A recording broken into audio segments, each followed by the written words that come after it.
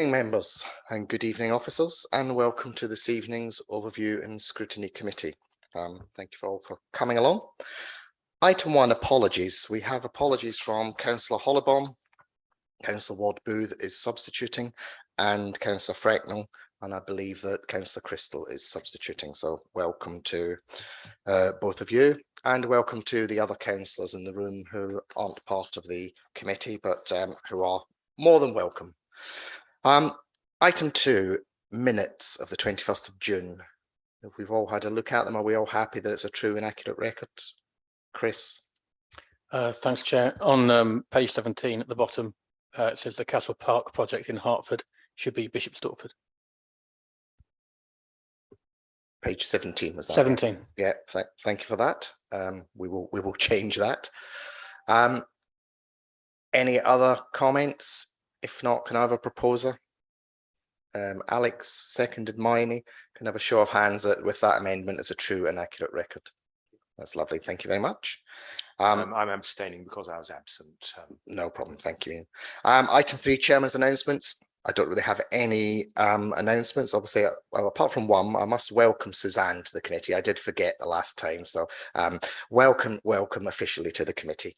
And I would say to any members who aren't members of the committee, if you do wish to speak, if you stick your hand up and wave at me, I will try and make sure that I sort of allow you to say something, but I will ask members of the committee to speak beforehand.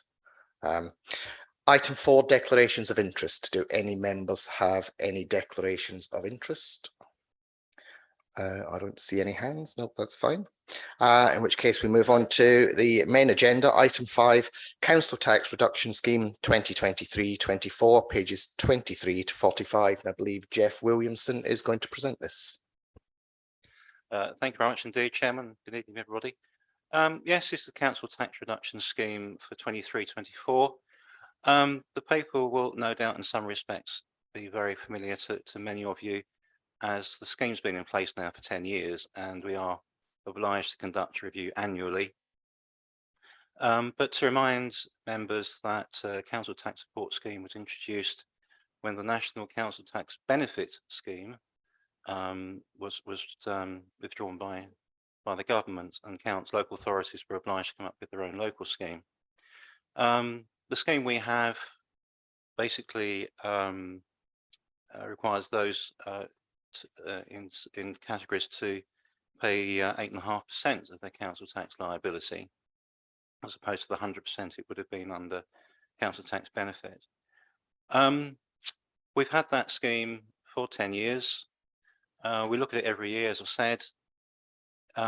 We play around with the ideas of adjusting it this way and that way, but we've always come back to the status quo, as indeed we have for this current year, or for next year.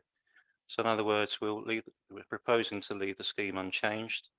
That does have the benefit that because any changes do require consultation.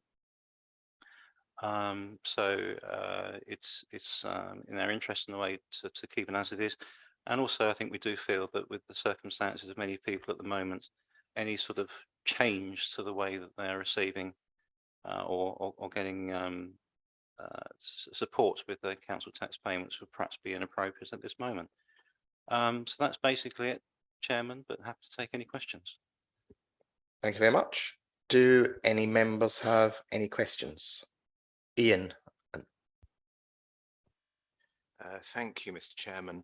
I think firstly it's very good to see that the council has this long-standing scheme, and I understand that something like a quarter of residents are in fact benefiting from it, which is excellent for those who have who are on reduced means for whatever reason. However, I understand from the briefing notes that in some cases the proportion of people on the scheme paying council tax is lower than it is for general residents. Hence my question. A quarter of residents are paying 8.5% of the normal council tax. What is the income generated from the 8.5% over the whole base of taxpayers? And how does this correlate against the costs in chasing those payers who do not pay their council tax? Thank you. When I first saw the question, I thought you were trying to infer that only a quarter of residents are only paying out 8.5% of council tax. But I think what you're getting at is that those who are only paying 8.5%, only a quarter of those are not paying that at all. Then they're not. We're not collecting it from them. I think is that the way to interpret the question. Thank you for the clarification. Yes, I wasn't quite sure on the figures from the briefing notes. So you've explained. I had in fact slightly misunderstood there. Okay. Well, in fact, having looked into this with the head of the service, I can actually say that of the 65,450 council tax properties that we have in the district, that's only 5,210 are in receipt of council tax support. So that's just under 8%. And actually, of those, around about 2,300 are elderly, according to the elderly category. So they in fact get 100% support. So there's nothing to collect from them. That was part of the scheme that was dictated by government back in 2013. So of the remaining 2,938 working age claimants, they have their entitlement calculated on 91.5%. So they pay at least 8.5% of their liability, regardless of their income. Now, the cost of paying for the council tax support scheme is shared via the reduction in the tax base in proportion to the preceptors. So in this year, the county council is 76%, the police 11%, and East Herts and the parish is 13% in round numbers. The tax base after paying for the council tax scheme and other discounts and reliefs is due to produce in excess of 126 million. But to get to the nub of your question, the costs of chasing non-payers or those with arrears is not separately identified from the cost of registration and the collection of income from those who pay in accordance with the payment arrangements that are set for them. So I can't answer your question directly, but we can see if we can get any more detailed information to you separately. Do you have a supplementary, Ian? Well, I have a question of clarification on that. I think that covers the second part of the question, but I wasn't sure what was we have a figure for the complete base of taxpayers. So I was trying to work out what the actual figure was for the proportion who are just paying 8.5%, which is presumably substantially less. It's just under 8%. Yeah, I was actually wanting an actual number. If you've got a calculator, an actual monetary figure, an income figure. Right? Can we get to that, Sue? May I, Chair? Thank you. It's not an income figure. It's all about liability, and it's the amount we pay out. So, for example, the liability for working age council tax support residents, if there was no benefits in payment at all, any support in payment, there would be £4.4 million of liability of that 126 million we were talking about, be higher than that. The value of 8.5% of that liability, i.e. the amount we are not paying out, because that's the part that the customer has to pay, is 374,000. Thank you very much. As at the 1st of September, and it changes by the hour. Fine, thank you. That's exactly the figure that I want. Thank you. Thank you very much. Norma? No? Okay. Mary, I've got a question here from you. Did you want to ask it, or were you? You did, yes. I mean, I can read it out for you if you want, if you can't remember it, or maybe you don't want to ask it. I don't know. They do ask it. Yeah, okay. So this is Councillor Brady, Mary's question. Can we increase the council tax level in the upper bands in light with the tax relief provided by the government next week? That was last week. I'm talking about this week. Jeff? Well, the short answer is no, because it's all laid down by legislation and statute. The weightings or ratios between the various bands are nationally set by ninths. So a band D is 9/9, band E is 11/9, and so on. There's nothing we can vary. Are you happy with that answer, Mary? Well, you might not be happy, but satisfied that it's the answer. okay. The truthful answer. Thank you. Do any other members have any questions? Chris.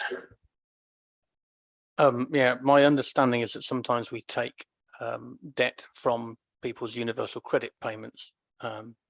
Should they agree to that? Well, if they are in debt, I'm talking about these ones who have 8.5% liability particularly. Do we have any knowledge of what happens in terms of their living standards and their residential status from that? So in other words, if you're taking money off universal credit to pay a debt, that universal credit money is what they're supposed to be living on. So with us imposing a further debt on that, do we know of any impact that has had on residents? May I defer to the head of service on that one, please? Chairman? Yeah, Sue wants to answer. Thank Yeah. you. Thank you, Councillor, for the question. We work very closely with anybody contacting us, regardless of whether we're in receipt of council tax support or in fact any other situation, to alleviate and to ameliorate the debt situation they have. We refer them to various agencies, but the government does give us permission, answering your specific question, to attach to benefit payments, be it universal credit or in fact other sources of income. I believe the level at which amount of debt that can be recovered from somebody's benefit entitlements is capped, so it does not cause excessive hardship. We do work with all customers to extend the payment periods over which they can repay, so it can mitigate the initial impact. Although council tax is an annual bill, it's actually a daily charge, and we would obviously like everyone to pay their council tax within the year in which they become liable.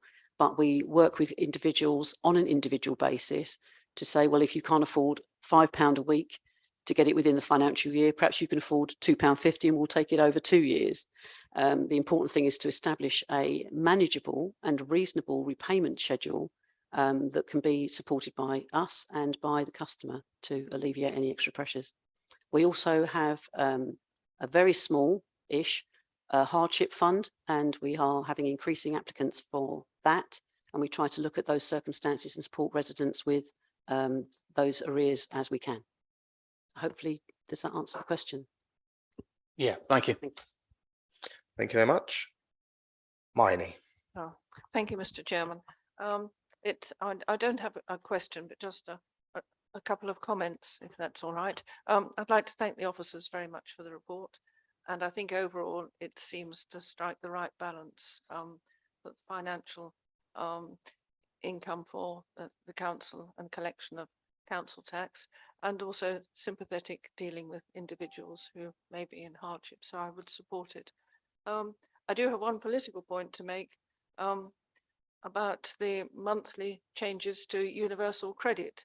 And I think this is not helpful when people's circumstances are being assessed, because universal credit can change so rapidly, and I think that causes great problems for anybody who's trying to assess benefits. And I just wish that we could lobby the government or the DWP to get a more sensible system rather than chopping and changing all the time. So that's just Thank you for your political comment. Norma. Thank you, Chairman. Again, it's a comment. I work with people who often have council tax arrears, and they're absolutely brilliant.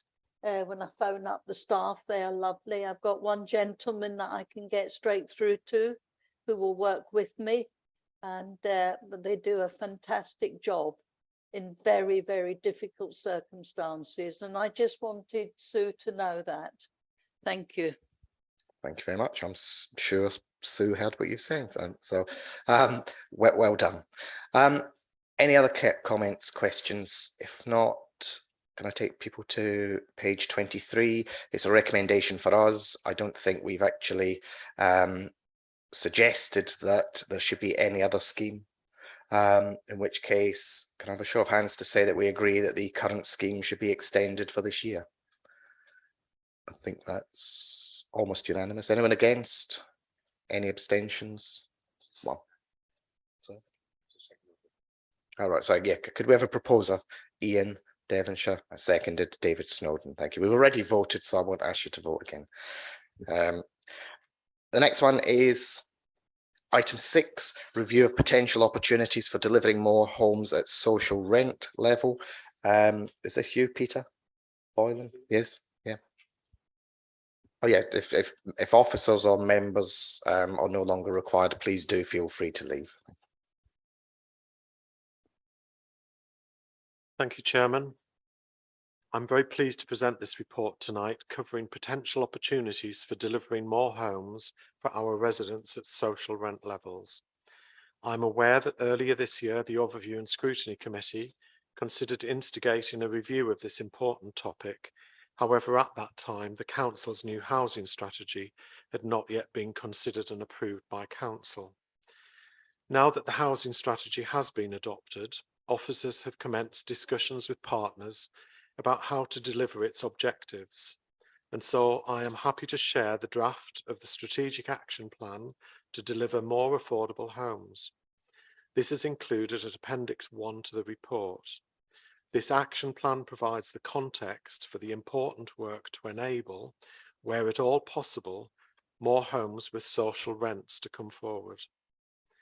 I would direct members to Appendix 2, which provides a detailed discussion of 10 potential opportunities for doing just that.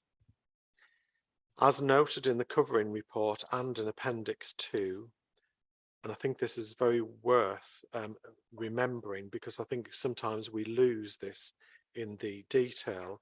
Some 75% of existing affordable homes for rent that were relet in East Herts during 21-22 had social rents rather than affordable rents.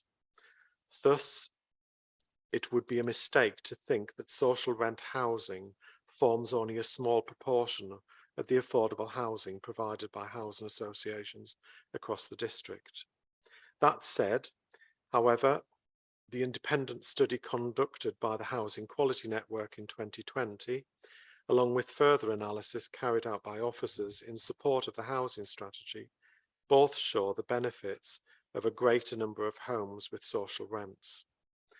As the Executive Member for Neighbourhoods, I am committed to exploring all options for providing more homes for social rent. I would like to take this opportunity to thank officers for the exploration of this subject to date, and would also welcome members' views and comments on the report and 2 appendices. Thank you, Chairman. Thank you very much. We do have some previously acknowledged questions. So if we start off with the questions that you're aware of, that we can get some detailed answers, and then I'll allow members with any supplementaries. Chris. Okay. This question is raised partly because in the report it says that if we have less affordable housing in total, to give more affordable housing at social rent proportionally, then there's a problem with potentially with having availability of housing for homelessness. So the question is, if there's an increase in the amount of housing for social rent compared to other types of affordable housing, there should be less cases of homelessness in theory. Is there a relationship between the availability of social housing or housing for social rent and the level of homelessness? So the causes of homelessness are numerous and complex, and there's no widely recognised relationship between the availability of social housing at whatever rent level and the level of homelessness. While lower rents are of course to be welcomed, it's worth noting that rent arrears typically accounts only for less than 1 in 5 cases of homelessness in East Herts. More frequent reasons include the private landlord needing the property back, or friends and family no longer being able to accommodate that household. Neighbouring Welwyn Hatfield Council has over 12,000 affordable homes, most of which are council-owned properties, compared with East Herts' 7,500 affordable homes and a smaller overall population, yet their homelessness numbers are typically near twice that of East Herts. Thank you, Chris. Do you have a supplementary on that? I think merely a comment that the second and third of those options could impact. In other words, if you're thrown out, if you're told you're not welcome anymore, not available anymore as a to live with your friends or family, then you're going to need a property you may not have needed before, and the lower the rent is, the better. So that must have a relationship with that particular reason for homelessness. But as we've said, there are lots of different reasons why somebody might be made homeless, and there isn't any definitive evidence to link the two together. Thank you very much. Miney. Thank you, Mr. Chairman. Yes, this is my question. Yes, and I do have some other comments. Is on Appendix 2, on the second paragraph of Appendix 2, the final two sentences, saying it is worth remembering that local market rents do not have any bearing on social rents. Well, I don't understand that, because if a social rent is meant to be 50% of the market rents, how can it be true that the social rent, the local rents do not have any bearing on social rents? I really don't understand that Peter. sentence. Sorry, I don't disagree with Councillor Goldspink, and reading it can be misinterpreted. But if you go to the first bullet point under paragraph 1.1, this explains that social rents are set using a nationally defined formula, which does not factor in market rent. It just so happens that the output, when applying that national formula in East Hertfordshire, leads to rents of around 50% of market rents.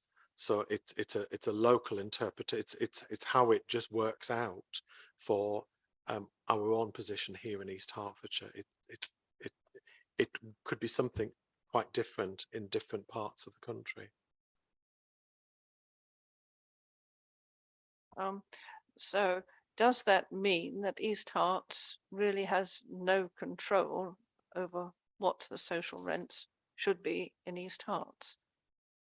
Yes, we do, because well, I'm actually going to, because I'm likely to get this wrong.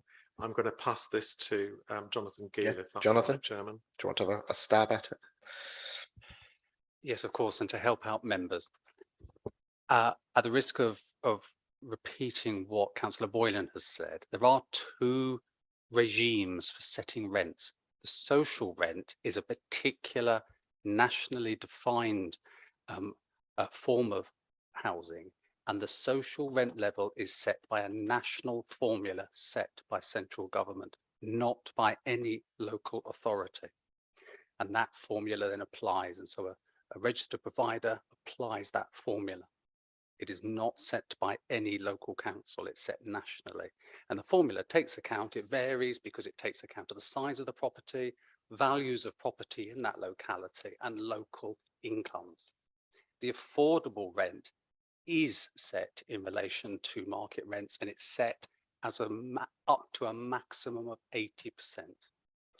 Because there is then leeway about up to 80% for affordable rents, that's where, as I think Councillor Boylan was beginning to say then, that's where the influence of a local authority can be brought into play. I hope I've been able to give some clarity to that. Yes, thank you. It is a minefield, isn't it, really? I don't know why the government makes things so difficult for us all. But yes, so thank you. That answers my question. Thank you. Thank you very much. I will comments come I'll back come to you later. once all the others. Ian, I've got 3 questions from you. Indeed. So if you could ask I don't know if you want to ask them one by one. I don't mind any preference as to whether I ask them one by one or as a group. Well, if you ask all 3 together, and then we'll try and get you the answers all wrapped up. Fine, thank you very much. Putting these in context, I think we all recognise that the high house prices and the high rents in this area do make affordable rents and so on sometimes not affordable. I'm very pleased to see that the council does have an active, proactive policy to looking at social rent and doing our best to help our residents in this respect. But it also, of course, has to be balanced against the sustainable income to our housing associations. And therefore, obviously, we want to maximise that income, but also to balance it to make sure that we do help everyone that we can. So the three questions. First one, you mentioned about the 75% relets at social rent, which I thought was excellent news and a much higher figure than I expected. Could we have more background information on that? Are people moving house and keeping their social rent levels, or are housing associations voluntarily setting social rent when they would have the opportunity to do affordable rent instead? The second question relates to housing benefit. And obviously we want our residents to benefit from social rent. But if they're on 100% housing benefit, my understanding would be that that would reduce the income to our housing providers, but it would not benefit the residents at all, because the money would simply result in a reduction in the central support grant. Hence the question, in relation to the people on housing benefit, is there a way that we can set their rent at affordable level if the government is covering the cost of their rent to maximise income? And my third question, are there any opportunities to allow tenants in good standing over a long period to be transferred from affordable rent to social rent? Peter? Thank you, Chairman. All very interesting questions, but unfortunately, the short answer to them is that we can't do any of those. And let me just try and explain why. So firstly, the first one around are people moving house and keeping social rent levels, or housing associations voluntarily setting social rent? Rent levels are attached to the property, not to the tenant.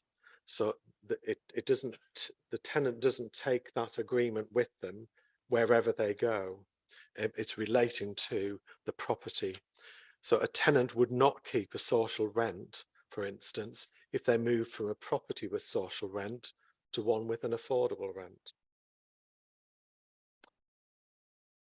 The second question was around whether we can set rent levels at affordable level if the government is covering the cost of their rent to maximise income.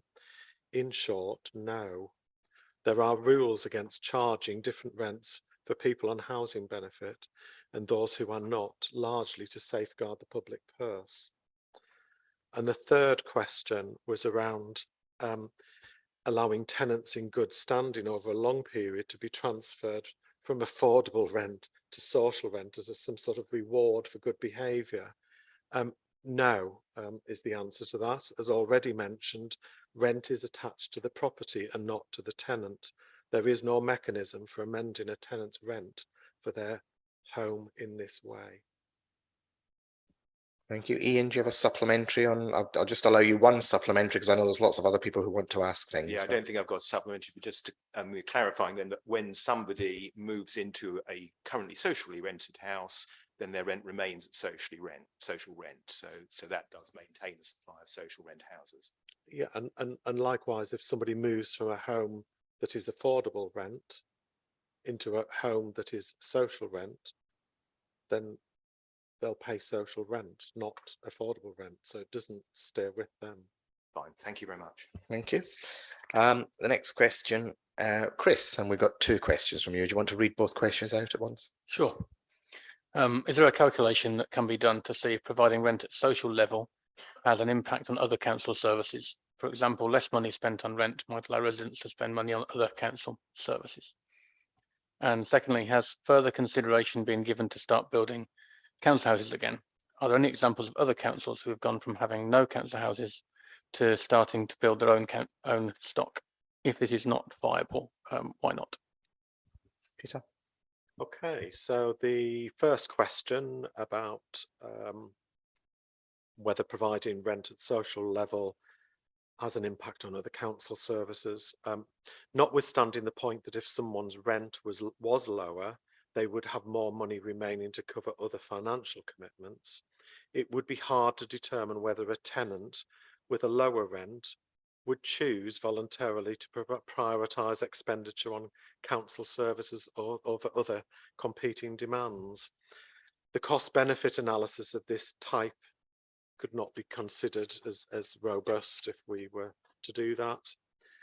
The second question was around consideration given to start building council houses again. I would direct Councillor Wilson to opportunities 3 and 8 in Appendix 2. This discusses selling council land for social rent new build. As the council does not have a track record, the established capability, nor the finances to build, not just build, but to manage and maintain properties itself, disposing of what little land the council has to a registered provider to build social rent homes, to which the council would nominate tenants, would appear a more feasible way of using the council's assets for the purpose of developing social rent homes. Officers are not aware of any council without its own social housing stock that has built affordable homes. A major impediment for non-stock holding councils is the lack of existing housing, providing an income against which to borrow the money needed to build new homes and pay the interest charges, even if subsidy from the government's affordable housing grant was available. Thank you. Thank you. Chris, have you got any supplementary? No. Okay. Next one is Mary.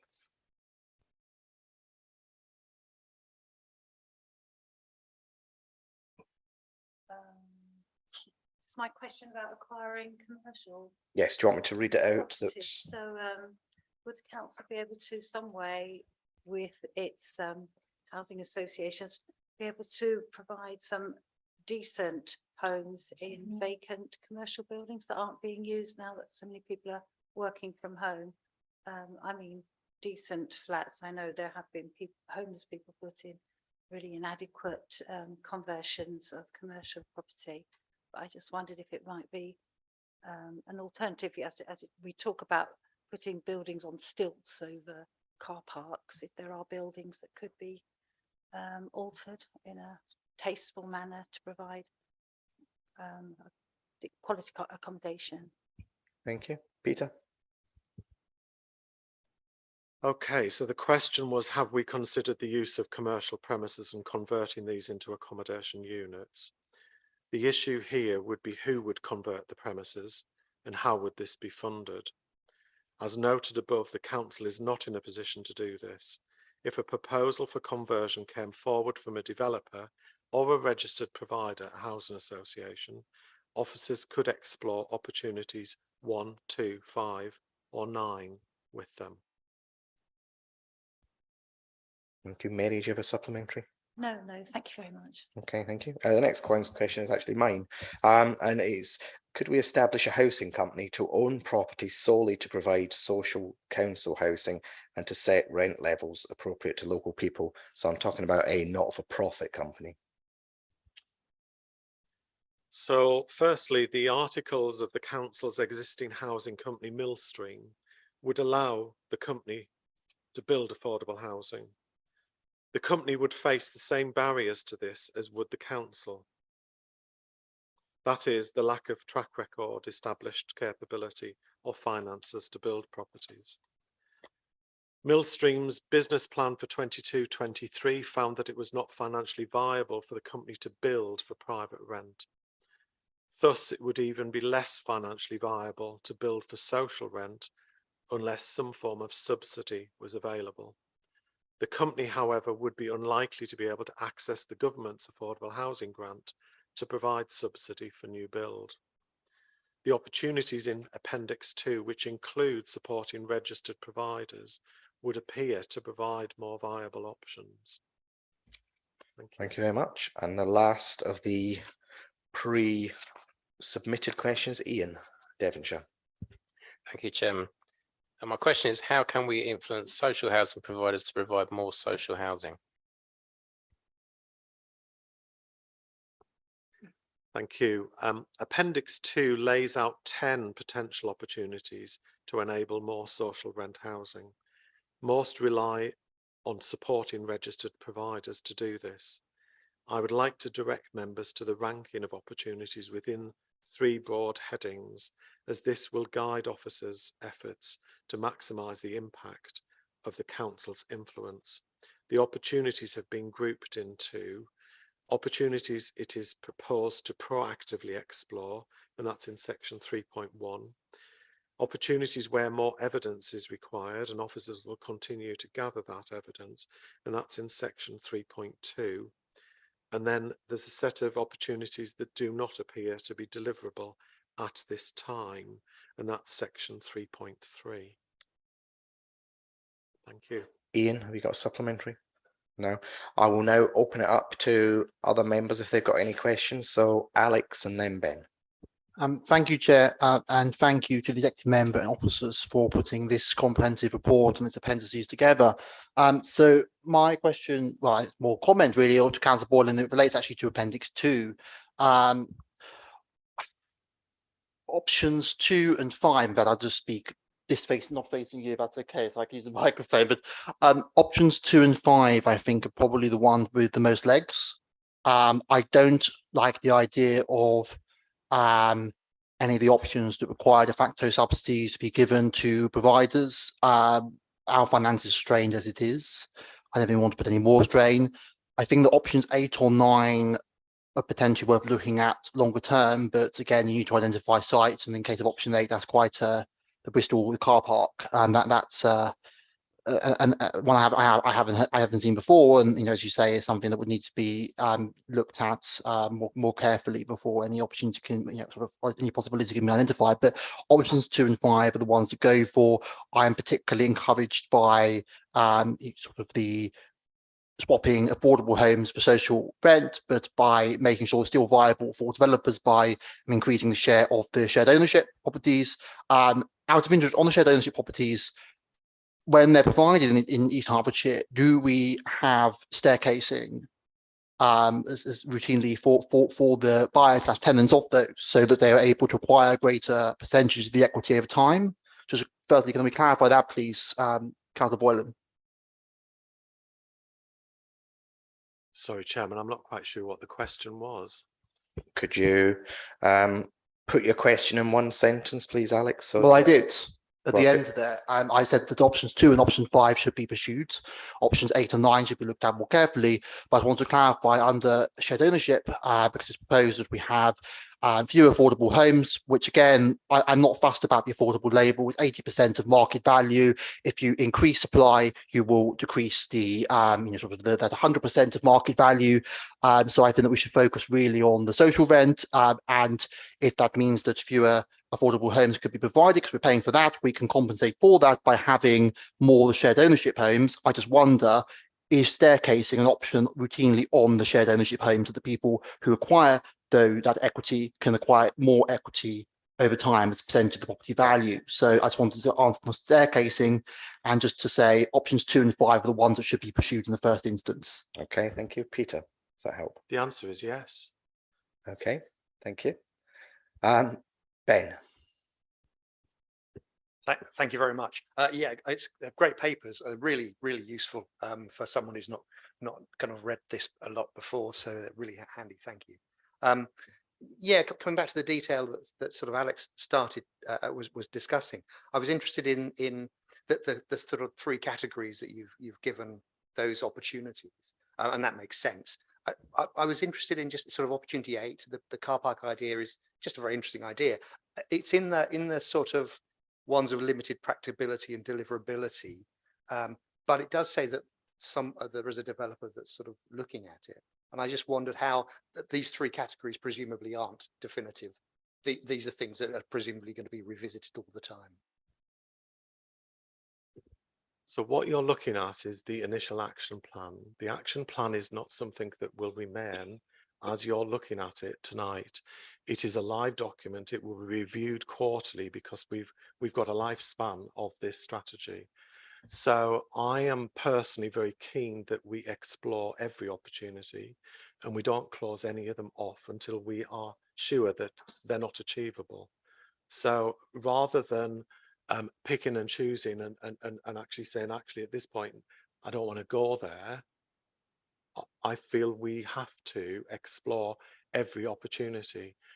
Developing social rented housing in East Hertfordshire is not going to be plain sailing. It's not going to be easy.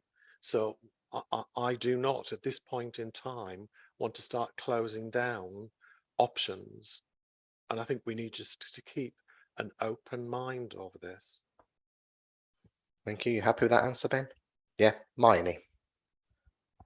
Thank you, Mr. Chairman. Well, firstly, I would like to thank the officers and the executive member for all their hard work on this. I'm really delighted to see that we do now have a draft. I think it's fantastic.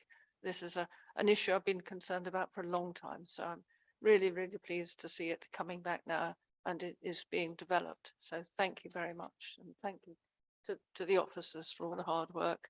I'm delighted to hear what Councillor Boylan says about not ruling anything out at the moment. I think these are excellent opportunities and ideas, and I would really like to see them all, yes, investigated. I mean, I'm not quite sure. In number 10, the use of council-owned flats over shops for social rent, you say this probably has limited practicability and it's not proposed to prioritise this time. Does that mean you want to rule that out, or will it just be low down the list of further work? Peter? Your second option, we're not ruling it out. That's why it's in there. So these are ideas that have come forward. We've put them on paper. We will continue. They're just, the further down the list you get, the more complex and more difficult they are to achieve. So we start at the top with what's potentially quick wins, and you work your way down to the more difficult, more complex issues. Thank you very much. Thank you, Chairman. Thank you. Are there any other questions? Alex? Thank you, Chair. Yeah, there are 10 opportunities in here. Developing each of them will take a lot of resources. I think that some prioritization would be good. I think it's good that I can understand why Councillor Boylan says that no option should be ruled out. But at the same time, we also need some options to be implemented. And and as promptly as possible, and that's why I just reiterate that I think opportunity 5, that would not actually reduce the supply of affordable homes in a new development, but you would get more at social rents. I think that should be pursued in the first instance as a quick win. Opportunity 2, again, I think that that's worth exploring. I don't understand with sort of 80% market value affordable rent, we've put so much emphasis on having so many of these homes when I'm not exactly sure how much more affordable they are than the market. 100% of market rent homes. I'd much rather have the affordable homes and have some shared ownership and other low cost ownership options than have all of these so-called affordable homes that seem to just be subsidised by through Section 106. I don't think that's economically efficient at all. So if we have options 2 and 5 again, and have some thought given to prioritisation of the other ones, so that we're not focusing on too many options and therefore achieving none of them. I think we need to have some wins here, and we need wins promptly, because this is a massive issue in our district. Thank you. I think the executive member will take on board your comments. Do you want to answer, or? The only thing that I would say is that the purpose of this paper is around strategic priority 1, which is around increasing the number of affordable homes at social rent level. It is not about increasing shared ownership. Thank you. Are there any other questions? No, I can't see any, in which case can I take members to page 47. There are 2 recommendations. The main one is that A and B. The main one is that the comments are passed to the executive member for neighbourhoods. I think the executive members have heard what our comments and thoughts are. So yeah, and Peter's written them down. Can I have a proposal that we agree recommendations A and B, please? Ian Kemp, seconded by Suzanne. Can I have a show of hands? That's unanimous. Thank you very much. In which case we move on to item 7, First Homes Technical Advice Note. I don't know is this you again, Peter? Yeah. Sorry, just get a little bit of water. I'm also very pleased to present tonight the Council's proposed technical advice note for developers regarding a new affordable housing product known as First Homes. First Homes are a new form of low-cost home ownership, which would see a developer of a housing scheme provide a number of homes to buy at a discount of between 30% and 50% of the market price. Each local authority makes the decision about the size of the percentage discount for the first homes in their area.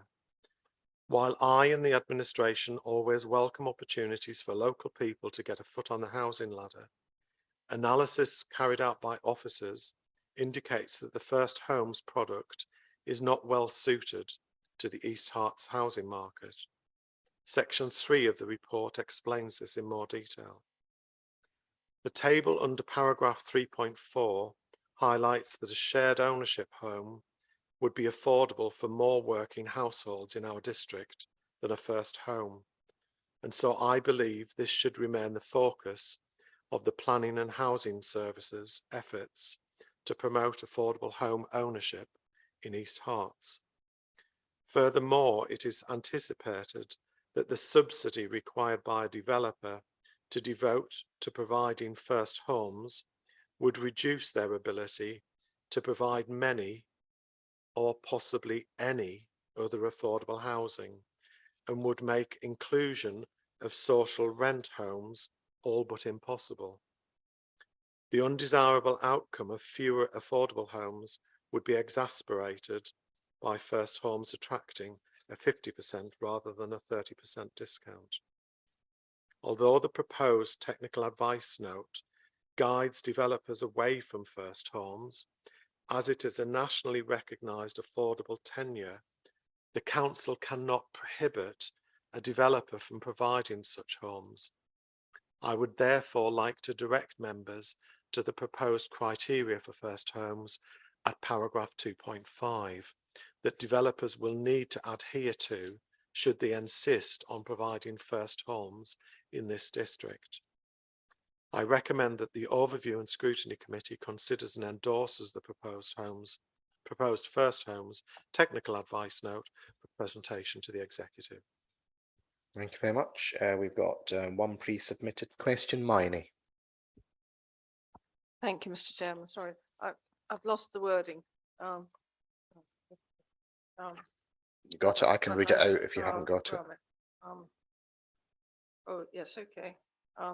I know the thrust of the argument. Do you want me to read? No, Yes. Oh, yes.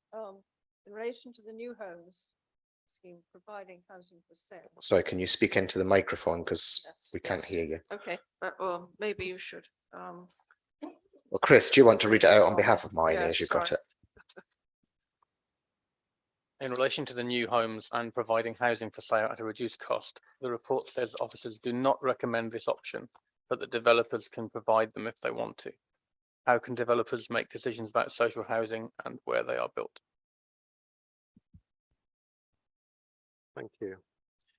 The vast majority of new affordable housing in East Herts is provided on private developers' sites. In these instances, the developer proposes what affordable homes are provided and where they should be within their development. The council will then negotiate with the developer to ensure that the developer's proposals are compliant with the council's district plan, notably that 40% of the homes are affordable. Typically, 75% of the new affordable homes will be for affordable rent and 25% will be for shared ownership. The previous item on the agenda discussed how to enable some social rent homes in this mix. As noted in section 2 of the covering report, as first homes are a nationally recognised affordable tenure, developers can legitimately seek to include them in their proposals. The proposed technical advice note seeks to strengthen the council's position when negotiating with developers about the inclusion of first homes, if that is something that they wish to pursue. Thank you. Miney, do you have a supplementary? Yes, thank you very much, Mr. Chairman. Well, I'm just appalled by this because it seems to me that it is the developers who are going to decide whether they provide these new homes for these first homes. It's not the local authority, it is the developers.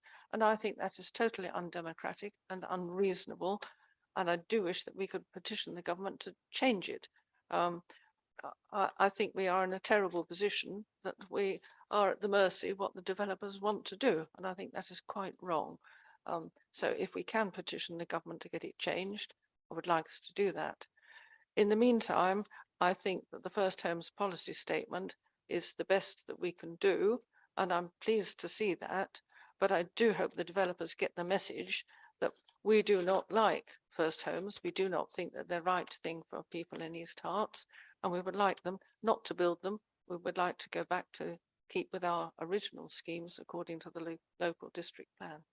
So please, officers and everybody, yes, try to find ways that we can not have to do this and that we can have control and not the developers. Thank you, Chairman. Thank you.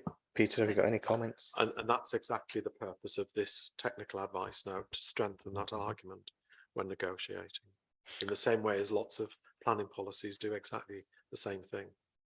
Thank you. David. Thank you, Mr. Chairman. I find myself in a little bit of disagreement with Councillor Goldspink. In principle, I'm a massive fan of anything that will improve home ownership across the board, and we should be looking at doing whatever we can. However, I sort of come into a little bit of agreement with Councillor Goldspink in that I'm not sure that the exact way in this scheme is actually structured is actually terribly helpful because of the implications it has upon other forms of affordable housing. And it is actually quite a, when you come to the developer toolkits, it's quite an expensive way, so that they're just going to crowd out a lot of other affordable housing.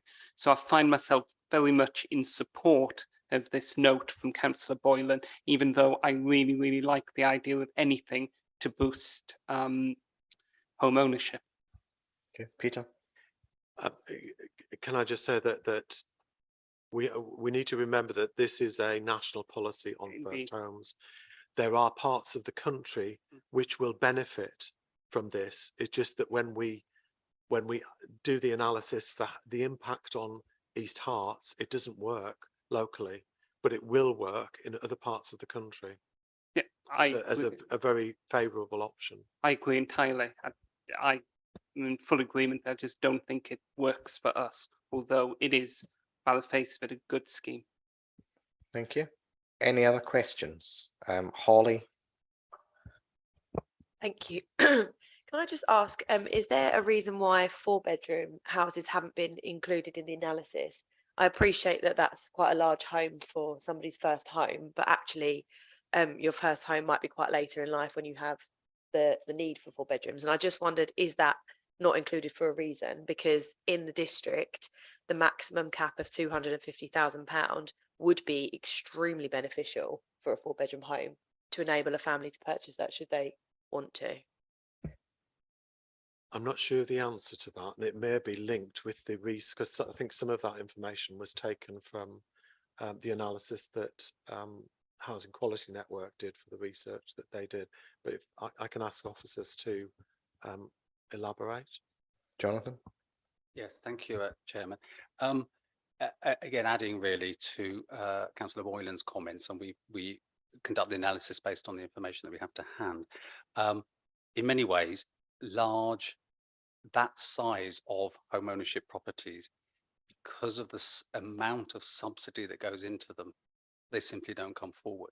They end up being so expensive, both in terms of the call on subsidy, they drain it away from other properties, and indeed with all the various discount schemes, whether it's shared ownership, first homes, whatever, they are still exceedingly expensive, so they never tend to come forward.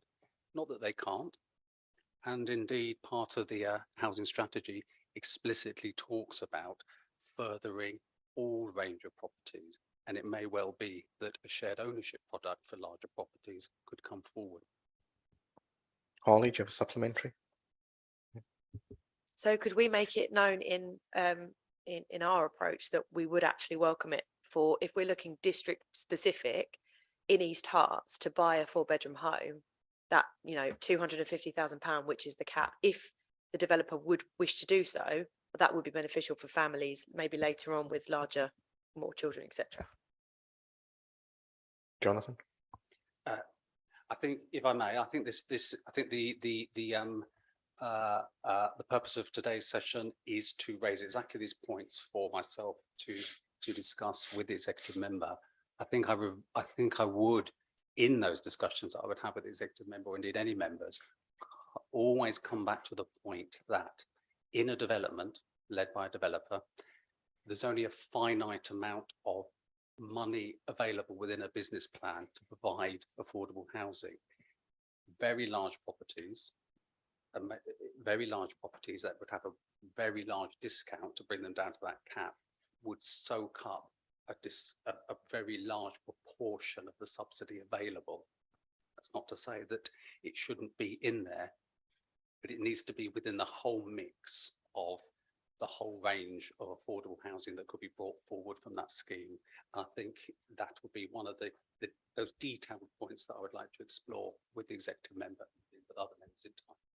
And I think the caution there, Councillor Drake, is that if we look to put, for instance, 2 4-bedroom properties that were for affordable as affordable products, then we have to look at the impact on how fewer smaller affordable homes that we would have to lose to gain those 2 4-bedroom properties. It's about getting the finances to add up. Very quick, because I know Ben wants to speak and so does Alex. Just to say, I appreciate that. I think we need to just not assume that the 4-bedroom properties are enormous detached homes. There are semi-detached homes nowadays whereby the loft has been converted into the 4th bedroom, and actually there are many ways around it. So I just hope that we would be able to keep an open mind in the discussions with developers, because ultimately the residents will have a better quality of life should they have a bedroom rather than a loft maybe, or whatever. Yeah, I'm sure officers and the executive member have taken that on board. Ben and then Alex. Thanks, Chair. A question of detail. It talks about families with a local connection as defined by the local authority. Is that a pre-existing definition that's well known, or is it something that would have to then be thrashed out? No, it's pre-existing. It's part of the criteria for any application for affordable housing. Alex. Thank you, Chair. Thank you, Executive Member. Responses to the existing questions and to officers for the same thing. Section 3.5, I believe, makes reference. I mean, sort of with this analysis, I think some of it seems solid to me. 3.5, though, which makes the claim about people median incomes 38,700 and something, I think it is, per year per individual, or 77,500 and something if you're a couple. That apparently market rents are arguably affordable. Market rates, rather, are arguably affordable for that demographic already. I'm just wondering where that sort of that statement, or where the justification is for that, because if you look at the local housing market, that's just not the case. So I'm wondering if there is some potential to provide these first homes for a demographic. It's important we focus on those right at the bottom end of the ladder, but if we think that those are the only people affected by the housing situation in this district, well, we're deluded, frankly. So if we can please be a bit more flexible with this and other schemes that come forward to try and think about those people in the medium income as well. There's a lot of workers that we need in that area, people and nurses and teachers, etc., people that we need living locally to fill local job vacancies. So can we please give them some thought as well? Yes. Thank you very much. Peter, do you want to make a comment on that? Or? I've heard the point. I'll discuss with officers. Thank you very much. As I can't see any other hands, can I take members to page 79 and recommendation A, that the Overview and Scrutiny Committee considers and endorses the proposed First Homes technical advice note for presentation to the executive. I think we have certainly considered it. We've put some comments forward. So can I have a proposer for that, Miley? Yes, I'd like to propose this, Chairman. Thank you. And seconded by Ian. Can I have a show of hands for those in favour, please? I think that's any against, any abstentions. That's fine. Thank you very much. Now, if members are happy, I'd like to bring item 10, licensed vehicle emission update, forward, because that does mean Jonathan can have a hat trick, three in a row. Are members happy that we move that up? Yeah. So it's now going to be item 8, licensed vehicle emission update. Graham, are you going to take this one, or is it? Oh, it's Jan, is it? Sorry, Jan.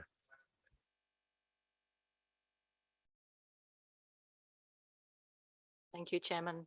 The Council's Corporate Plan 2022-23 included an action to implement stricter taxi emission requirements for all new vehicle applications and renewal applications.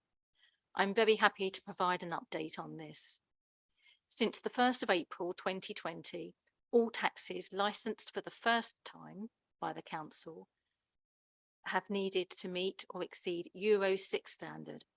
At the same time, officers informed the taxi trade that from the 1st of April 2023, the same standard would be applied to all taxis, including when renewing an existing vehicle licence. And so, in pursuit of the corporate plan objective, officers are now assisting the trade to prepare for this important change. Section 3 of the report details that the current 79 vehicles, that is 32% of all taxis licensed by the Council, falling below the Euro 6 standard, will need to be retrofitted or replaced from next April. Given their usage, taxis typically have a far higher annual mileage than the average car. Both national and East Herts analysis indicates the average taxi travels 20 to 30,000 miles a year. Thus, reducing their emissions will have a disproportionately beneficial impact on the environment. I believe that members will also be interested to read in the report that East Herts Council is now a leading initiative across the county through the Hertfordshire Climate Change and Sustainability Partnership to assist other districts in accelerating the switch to increasingly lower emissions in taxis in line with our approach. I recommend that members of the Overview and Scrutiny Committee consider and endorse the approach being taken to limit emissions from licensed vehicles. Thank you very much. We've got no pre-submitted questions. Do any members have any questions? Chris. Thank you, Chair. First of all, I do generally welcome this move. It's definitely what we need to do. Just a few caveats. It's more anecdotal, but also I know nationally it is the case that we've got a bit of a shortage of taxi drivers, taxi vehicles. Have we done any studies to make sure, to see where we are in terms of availability, for example, at ranks, because there's obviously a danger that if you mandate Euro 6 that you could lose some vehicles to the fleet. The second thing, I can see that any vehicles less than Euro 6 will not be given a licence unless by exception to the policy. Do we have any examples of what exceptions would be? And finally, there is an issue nationwide with owners of wheelchair accessible vehicles, specialised vehicles. I don't know if we have any licensed in East Herts for that, but they're very important in the licensed trade generally.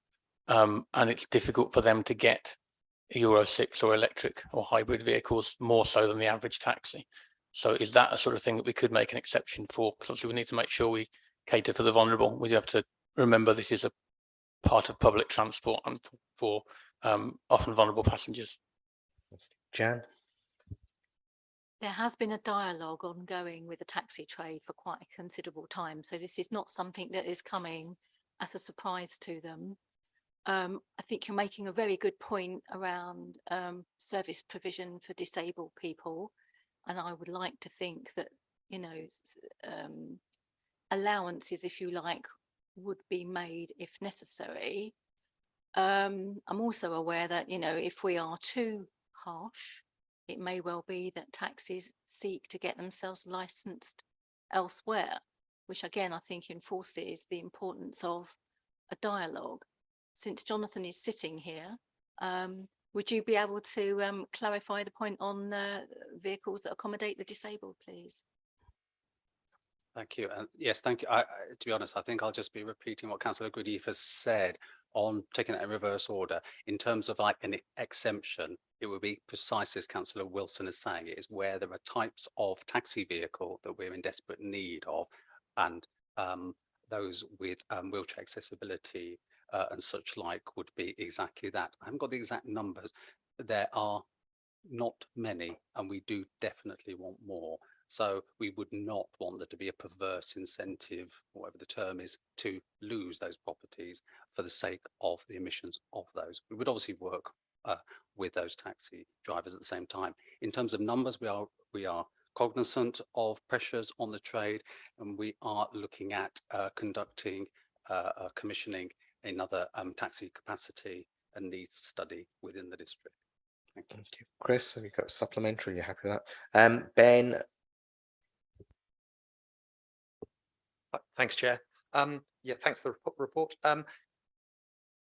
We've got two electric taxis according to the figures here. I think the report says that the initial application fee is waived to encourage them. Are there any other measures that we can take to sort of pull more EV taxis sort of into the district? I do believe there are already some incentive schemes in place in terms with helping with the purchase of those vehicles. But again, I'll go to Jonathan, who will have the detail. Chairman, thank you. Thank you. Yes, Councillor Goodyear is absolutely right. We work with a company called Electric Blue to look at trials, kind of temporary lease of an electric vehicle to try before you buy type of approach. And the other key element, I guess, in terms of incentivizing and nudging is the provision of rapid chargers. And this is another thing that we are looking at with Electric Blue, and indeed we're talking with Hertfordshire County Council, given the necessary highways elements of that.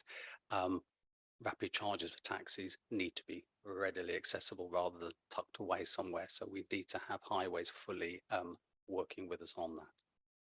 Thank you. You happy with that, Ben? Yeah, Alex. Thank you, Chair. I must admit, I'm not sure about this. I'm very supportive of cutting emissions. That's something I'm passionate about. I just do worry that we have already got a shortage of taxi drivers locally. I just know from my own experience that it's much more difficult to find a car now than it was 24 months ago. I don't think you can get anything really as much in Uber promptly, so you have to use the licensed taxis locally, the other ones, and getting one promptly is very difficult. Often, I don't want to create more barriers to people staying in this trade. They already have to take the language test, which I don't like. I don't mind if they speak Klingon. I just want them to be able to drive where I want them to drive. But I think, yeah, so I think this is something definitely to do if we can, but not at the expense of reducing the supply of these things, which so many people do rely on, especially those with disabilities. They are sometimes necessary, the service, and get them to low emissions as fast as we can, yes, but not so fast that we end up losing supply, because I think we already are short of these things. Thank you very much. I think the executive member's taken that on board. Graham, you wanted to speak. Yeah, thank you, Chair. As chairman of the Hertfordshire Climate Change Sustainability Partnership, one of the things we are doing is looking at rolling out a policy throughout the county on low emissions. Now, I think you mentioned EV vehicles. I think what we've got to do is walk away from the terminology of EV vehicles, because it's low emission vehicles, it's ultra low emission vehicles, and it's zero emission vehicles. So, and the other thing that Jonathan mentioned is that we're also looking at a county-wide charging network for taxi drivers throughout the county. So that's all in place, being actively pursued. And our very own licensing officer, Oliver, is heading that up, which is really good on behalf of the county. So, and the other thing I think we've got to bear in mind, Alex, Councillor Cotters, is that the Greater London low emission zone is going to be extended from the Northern Circular right out to the Greater London Association boundary, which sort of takes in Broxbourne, Hartsmere, etc. So taxis by default will have to have lower emissions, yeah. Whereas in the Greater London Authority, the Mayor of London subsidises, I believe, various schemes for low emission taxis. So there's lots to be looked at. Thank you. All right, thank you for that information. I don't see any more hands, in which case can I take members to page 223. There's a recommendation that members consider and endorse the approach being taken to limit the emissions from licensed vehicles. Can I have a proposer, please? Norma, seconded. Holly, can I have a show of hands of those in favour, please? I think that's everybody. Thank you. So thank you very much, Jonathan. If you wish to leave, please do. We will now go back to what is now item 9, but was item 8, planning enforcement, and I believe that's you, Jan. Thank you, Chairman. Concern has been expressed that there is a lack of planning enforcement action being taken by the council. This report outlines the council's current approach to planning enforcement following adoption of the Planning Enforcement Plan in March 2021 and provides a review of the effectiveness of the measures within it. So, in summary, the level of enforcement complaints remains high. The triage system introduced in the 2021 enforcement plan is working effectively and has enabled officer time to be directed on the reports that warrant investigation. The majority of enforcement investigations do not result in any further action being taken by the council, either because there is no breach of planning control found, or planning permission would have been granted if an application had been made, or the breach is not sufficiently harmful to justify enforcement, i.e. not expedient. There is no evidence to suggest East Herts is taking less formal enforcement action comparative to other district authorities in the country. It is considered that the council's current approach to planning enforcement, as outlined in the 2021 Planning Enforcement Plan, is in line with central government guidance. Enforcement investigations are often complex and are likely to involve the gathering of evidence over a considerable period of time before a position has been reached to enable the service of an enforcement notice. It is therefore not possible or appropriate to establish performance targets based on the completion of investigations. Thank you very much.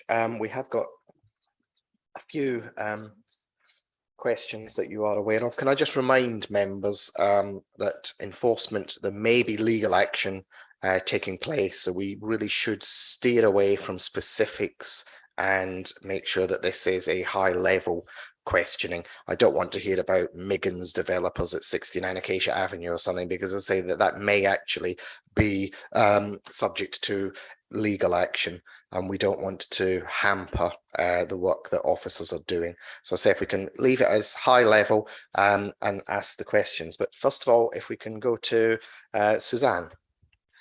Thank you, Chairman. To the executive member. Can anonymous reporting be investigated or reintroduced? I think it's important that where there are cases of intimidation possibilities, that there is a route in that the original reporter doesn't have to be disclosed and can be conduited through a member. A major concern in some instances that I have heard of in the past. Jan? Section 4 of the Planning Enforcement Plan sets out the specific information that is required for the planning enforcement triage process. We do require details of the name, address and contact telephone number of the person making the report. Reports are dealt with in strict confidence and are not made known to any other party. We don't usually investigate anonymous reports except where a significant degree of harm is likely to have arisen. There are several reasons for this. For example, officers may need to visit the property of the reporting party to understand the extent of any harm arising, or where a planning breach has occurred. The council may need the informant to provide a statement and appear in court, which is only possible because the reporting party is identified. However, if someone is particularly concerned about confidentiality, they can raise their concern with the council via their ward or town parish councillor.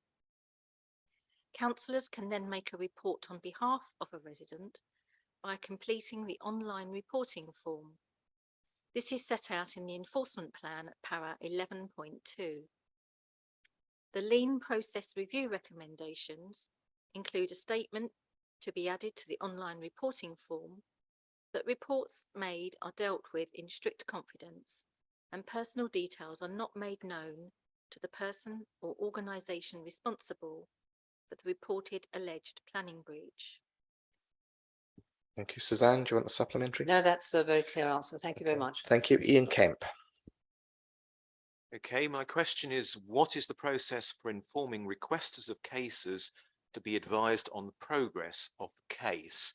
And just to clarify, this is particularly aimed at section 2.5, where it's been agreed that there does seem to be a case to answer, and it applies to both cases where a councillor is a requester or whether it's a member of public. Jan.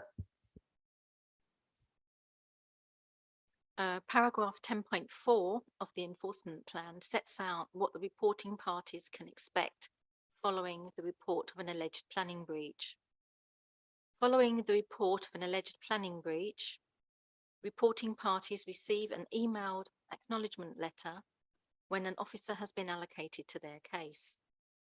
The letter states that an enforcement officer will investigate as soon as possible, and that as the reporting party, they will be updated on progress. Generally, reporting parties are updated when there is a significant occurrence, i.e. an investigation has been completed or a notice is to be served. The enforcement plan is clear that resources are not available to maintain contact and provide updates over and above this, but reporting parties are advised in the acknowledgement letter that they can contact the case officer for an update at any time. Thank you. Ian, have you got a supplementary to that? Okay, so I think what we're saying is that even if an enforcement case goes on for maybe months or years, that there will be no contact with the requester every 3 months, 6 months, or anything like that. It's up to them to contact the council. I think we need to be realistic about the level of contact that will be made because of the amount of time and resources that is involved. I think there is perhaps some room for some improvement in communication, but I think the planning enforcement plan is certainly a start along that route. Thank you. Myone. Thank you, Mr. Chairman. Can the executive member please clarify that there are two types of enforcement process? A, where no planning permission has been given and a structure has actually been built, and B, where planning permission has been given and there are some conditions and then these conditions have not been fulfilled. Can you confirm that, and how are these complaints categorized? Thank you. This question refers to the two main types of breaches of planning control, and this is clarified in paragraph 2.2 of the enforcement plan. Both types of breaches are reported in the same way and would be subject to the same triage process as set out in the enforcement plan. All reports are dealt with on a case-by-case basis. In many instances, breaches of planning control are resolved without the need to formally serve a notice, and instead through discussions with the owner and voluntary compliance with the requirements of the council. If formal action is warranted, an enforcement notice would be served on a building without planning permission, and a breach of condition notice would ordinarily be used to address a breach of a condition on a planning permission. Section 7 of the enforcement plan provides more detail on the different types of formal enforcement action. Thank you. Maureen, did you have a supplementary? No, thank you very much. That's clear. Thank you. Okay, thank you. Suzanne? I think my question's been answered by the previous one from Yeah, Councillor no, Kemp. that's Thank you. fair comment. Yeah. Ian, Devonshire. Thank you, Chairman. If enforcement levels continue to be high and they seem to be going up year on year, what is being done to ensure that proper resources, i.e. the number of officers, are in place to bring this down? This would need to be raised and discussed corporately as part of the council's corporate plan. Because obviously if we were to decide to spend more money on enforcement, that money would need to come from somewhere else. Could I also at this point bring up the point that although the council doesn't generally announce when an enforcement notice is served, there is a public enforcement register that records all the notices served, which is available to anyone wishing to visit the council's offices to view. There is going to be some work undertaken to digitise that in due course to make it a bit more accessible for members. Thank you. Ian, does that answer your question? Yeah. If you want to come back later, you can do. Alistair, I think I saw your hand and then David. Thank you, Mr. Chairman. Two questions, one for Janet and one for officers. Sort of building on the point Ian raised, enforcement cases are going up. They've increased from 264 to 369 over the last year. How satisfied are you that the enforcement team have the resources they need to follow up, in some cases, quite significant breaches of planning conditions and planning permissions, which would adversely affect our residents' lives? And if you don't think that they have sufficient resources, will you push within the executive for them to have the resources they need to do their job properly?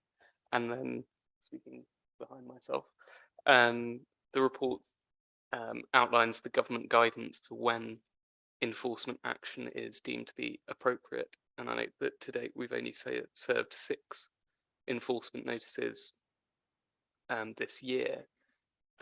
Locally, I and other members in Bishop Stortford have had a great deal of trouble reconciling the council's interpretation of whether an enforcement notice is appropriate with the lack of progress from developers in addressing breaches of planning permissions and planning conditions. And so I'd like a comment from officers on really just fleshing out when do they think that an enforcement notice becomes appropriate, and is there a time limit on that? Because for some of these issues we've been dealing with them for 2 years now, and for our residents they are extremely concerned about a perceived lack of action from the council. Thank you. Thank you. Jan, do you want to answer your part first? I'm obviously aware that there are some complex issues that do take a very long time. An enforcement notice isn't necessarily a quick doesn't provide an automatic resolution to a problem. Trying to resolve things by collaboratively is obviously the best way forward initially, but I do appreciate that members do feel somewhat frustrated at times, and I think that they would perhaps find it easier to go to their residents to say that we've served the notice, but the notice itself doesn't provide the solution. It will be for members to decide whether or not they feel that enforcement is an area of priority spend. But of course, that would be to the detriment of other things that the council has to be responsible for. Could I now hand over to Sarah to add her thoughts to that? Yeah, I'll start. I mean, just picking up on your point about when does it become appropriate to, I guess, take formal action. And we always keep these things under review. So we're really careful about making sure that we don't, make sure that we don't close any doors or we leave things open. We follow government guidance, as you know, to try and resolve matters informally. And just because we're not, perhaps to begin with, going down the route of formal action, doesn't mean enforcement action isn't taking place. It's just being taking place with people on a kind of a voluntary basis to try and get those matters resolved. So, you know, and we do bear in mind, as Councillor Goodeve said, you could take, for example, we could serve a breach of condition notice. It doesn't necessarily resolve the issue. If that's not complied with, we can follow that through and we can go to a magistrate's court and it may find in our favour and a fine will be issued. That still may not result in the breach being resolved. And then we've got to move on to the next stage of, which would be referring, that not being complied with and moving on to contempt of court. And it all takes quite a lot of time. Now, I'm not saying that that isn't appropriate in some instances, but actually, in parallel with that, there can be some dialogue that may take time. And I understand residents get frustrated with that. But if we continue to push, then it can deliver some results without having to go down that formal route. We won't close the door, so it may be at a certain point we say enough's enough, we've followed every avenue that we can and we've pushed as far as we can, and now's the time to take formal action.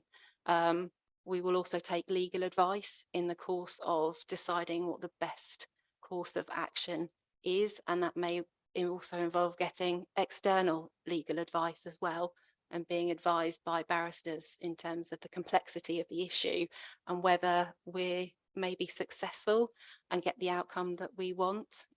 So we don't have any hard and fast rules. We do take it on a case-by-case basis. We understand that there's a lot of concern by residents who may not think we're taking action, and in some cases want us to be very firm and jump to formal action, but it doesn't always resolve the issue. But we appreciate that's hard for you as councillors, where concerns are raised that there is a perception that we're not taking action. I don't know if Karen, you want to add anything more to that?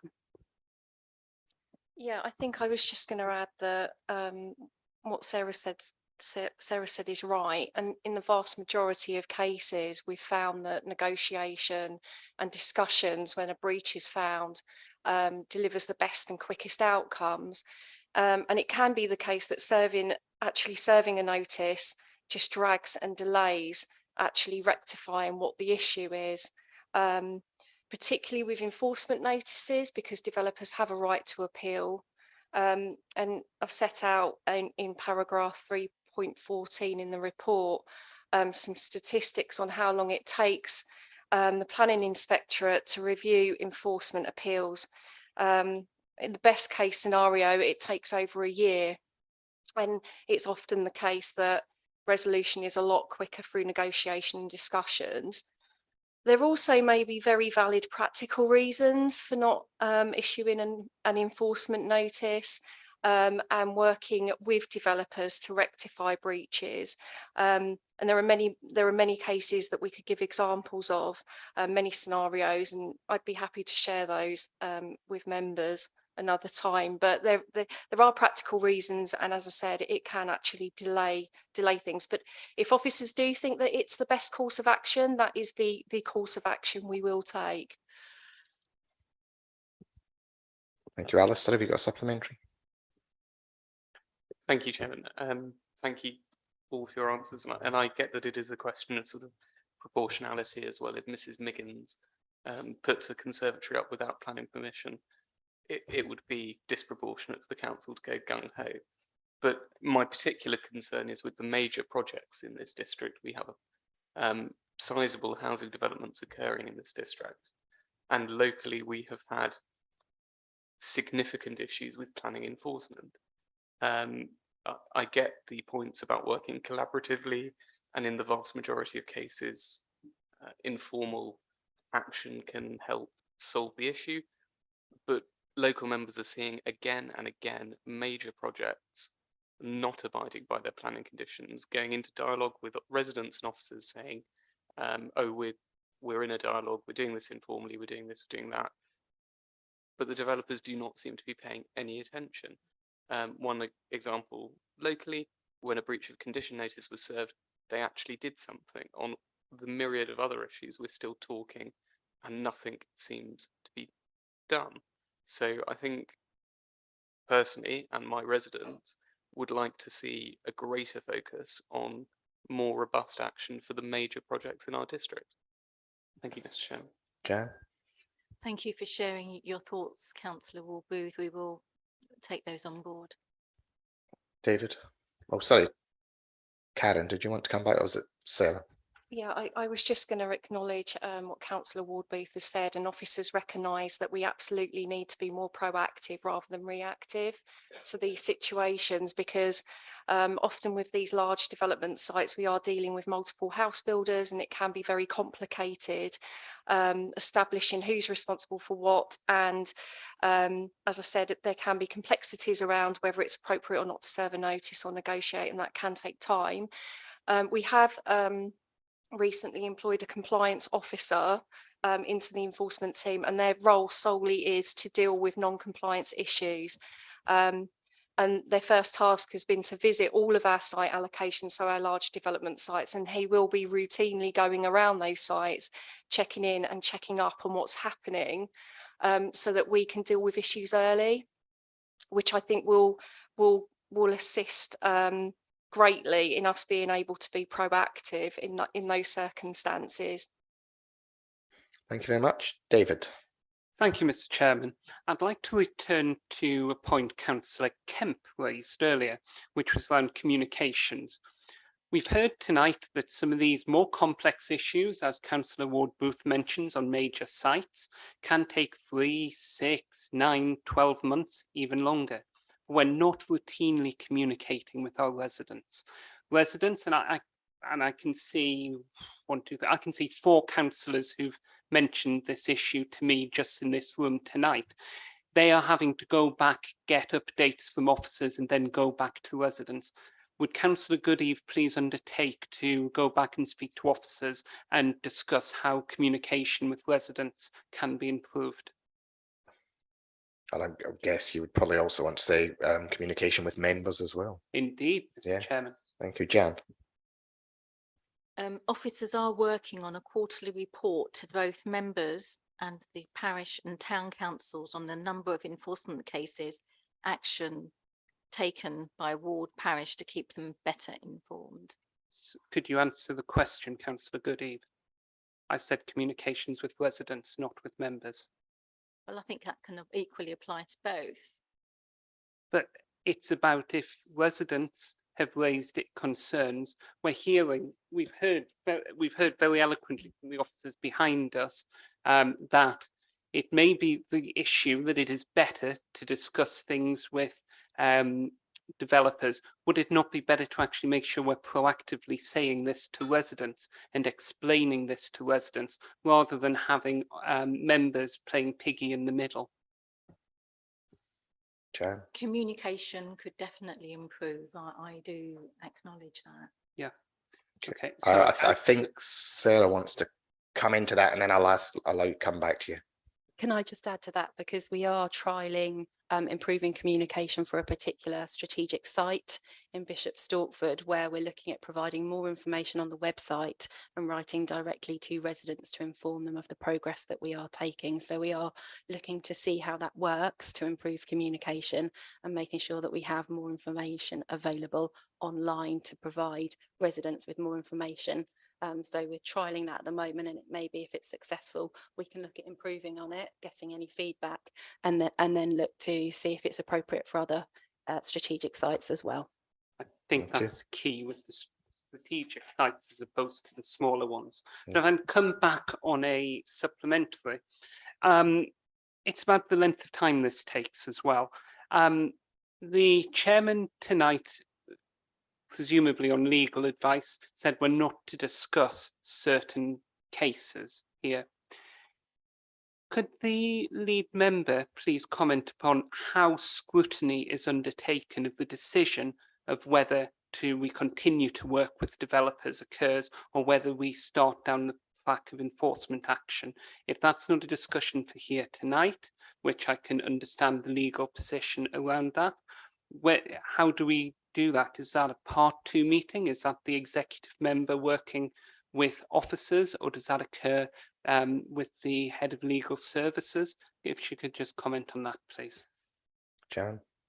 Sorry, Councillor Snowden, I'm not quite sure I understand the question. Do you mean whether we continue to work with a developer to resolve issues, or whether we decide we don't wish to work with them at all on any further planning applications? No. So the question is, there comes a point in any process where a decision has to be made. Do we continue to negotiate, or do we take planning enforcement action? How is scrutiny undertaken of whether that occurs at the right point? Because we've heard that's not a discussion tonight. Is that something you do, Councillor Goodeve? Is that something our legal officer or monitoring officer does, or is that for the head of service? That is for the head of service to decide whether or not it's appropriate to move forward onto legal action. But is that checked by anybody? And this is no comment on our head of planning. It is simply a question that how do we double check that? Because obviously members do not have all the paperwork, quite rightly so, because it's an operational matter, but this is a major issue for our residents. I'm not suggesting the papers are laid before this committee. I'm simply asking, how is that looked at? I think I would imagine that is something that the head of service would decide in conjunction with the legal advice, either provided directly from this authority or external legal advice. But Sarah, could we have some clarification on that, please? Yeah, so for all cases, there's obviously an investigation, and the officers will get to a certain point on a case, and there will be an expediency report that we have delegated authority to agree. So there's a process that officers have to go through, and there's obviously an audit trail as part of that. That's part of the casework. So as part of an investigation, officers keep notes, and then at the point of reaching a conclusion as to whether to take action or not, or to close a report, then then a report is done, and that will be reviewed by a delegated officer and signed off. So there is a process that we go through, and certainly in that process, for particularly sensitive and significant enforcement issues, then we would look to liaise as relevant with the executive member and the ward councillors as well, to make sure you're aware of the issues and any decisions that are being taken. Yeah. If I could just come back one very brief supplementary. Do we have, so I would turn around and look to you, but do we do lessons learned sessions after major sites, and to try and pick up, what went well, what didn't go so well, what we could maybe do differently on enforcement in the future? Yeah, we do that consistently, particularly with sensitive cases, and we've done a lot of that in relation to the unauthorised gypsy and traveller enforcement cases that we've been dealing with over the last few years. So it does happen in order to feed into that continuous learning for officers. Thank you very much. Ian. Thank you, Chairman. It's not really a question, it's just a comment really, and that is, I think this is probably true of most councillors here. That might not be the case, but my personal ward casework, 80% of it, I would say, is related to planning and enforcement. That's how important this subject is. Thank you. Thank you. Norma? Yes, just a very, very simple question. Is our compliance officer full-time or part-time? 4 days a week. Part-time. Thank you. Can I ask the reason for that, considering there's over 300 cases to be looked at And why can't we employ somebody full-time? So there's one compliance officer that deals with the compliance on major sites, but also we do have enforcement officers as well, who will deal with planning breaches, and sometimes there'll be they'll refer cases to the compliance officer and the other way round. So they do very much work as a team, and we've said for the compliance officer, particularly with the strategic sites, that we will keep the resources under review, and we may need to look at boosting that resource in the future. Thank you. I know it's unnatural, but when we're talking to someone behind us, can we still look forward because the microphone isn't picking up on what we're saying? That's all right, Alex. Thank you, Chairman. I just think really, if we're going to deliver on all of our strategic sites over the coming years, we know we've had issues already with enforcement. We know that we have this enormous number of cases that we're looking at. I don't think it's sort of a case of may need to look this up. I think this is something that, boosting our capacity is something which we need to make a top priority. So that I made that clear to the executive member. I think that this has to be really possibly the first priority for the planning department, because if one developer, major site developer, can sort of feel like they can get away with a breach, then that will set a precedent for others to feel the same way. And I think that communication plays a big part in showing that we do take action when we do it, and actually making sure that when we have action taken, people know about it.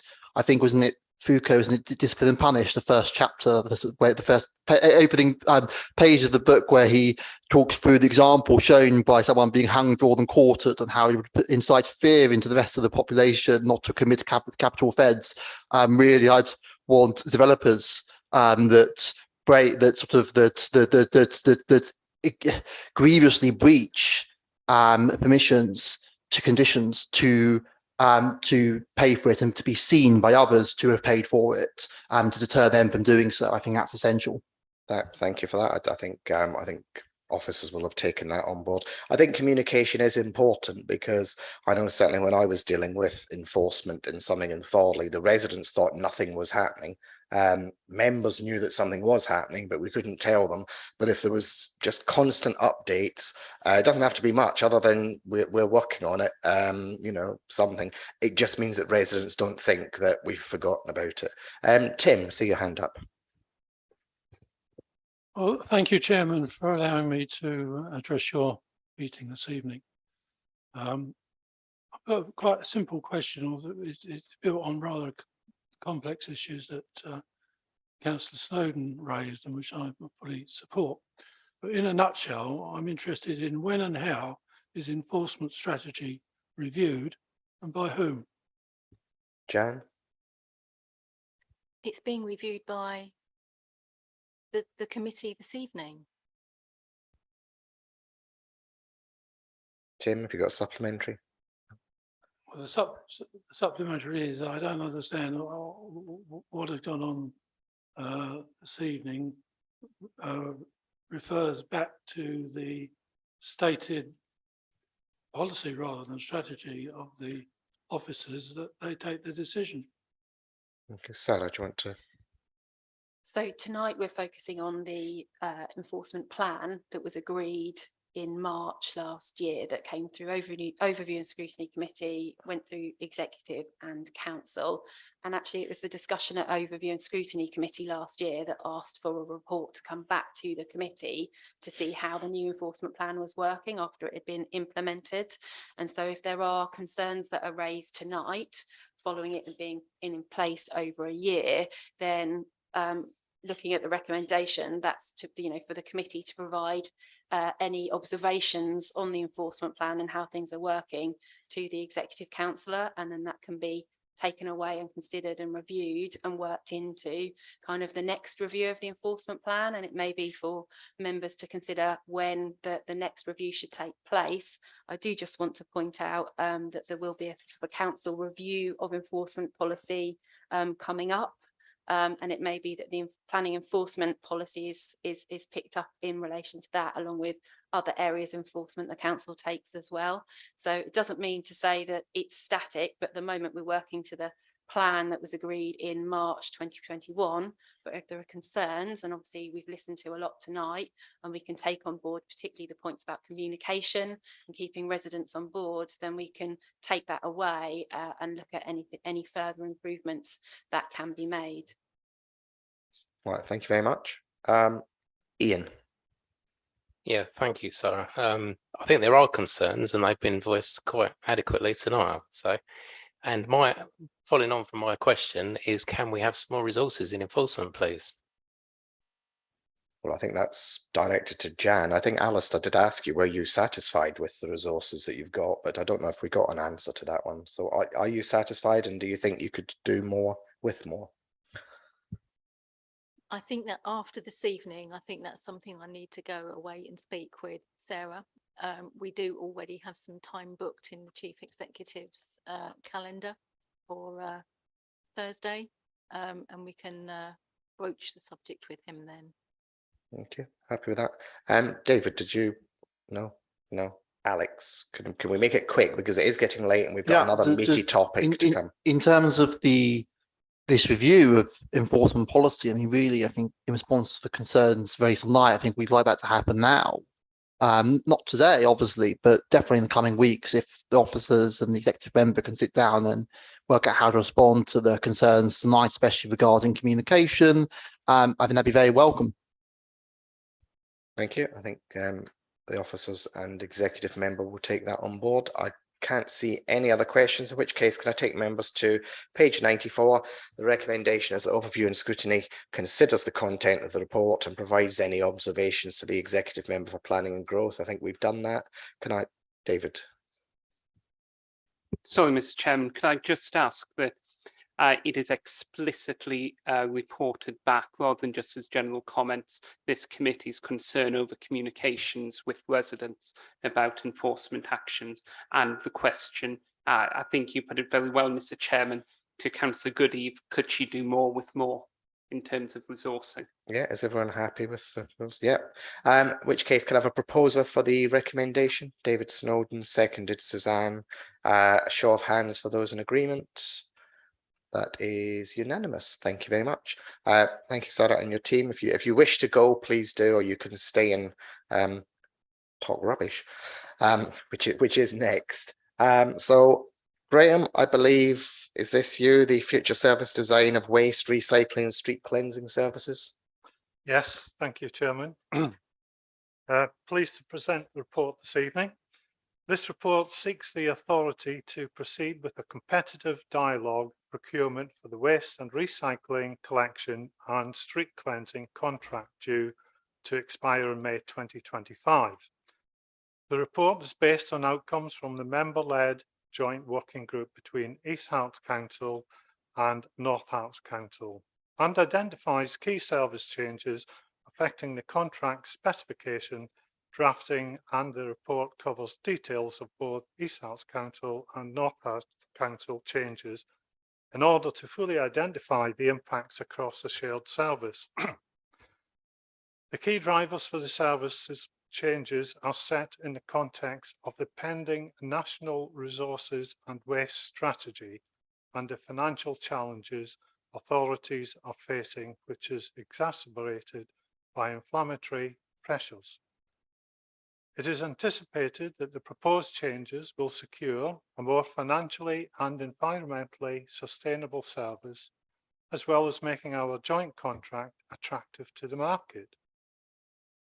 In particular, members are asked to consider extended frequency residual waste collections for the majority of households and the transition to smaller 180 litre residual waste bins, weekly separate food waste collections for houses and flats, and cessation of bring site recycling services. Service proposals will be supported with a major communications plan and additional staff resource to ensure a smooth transition to the new services.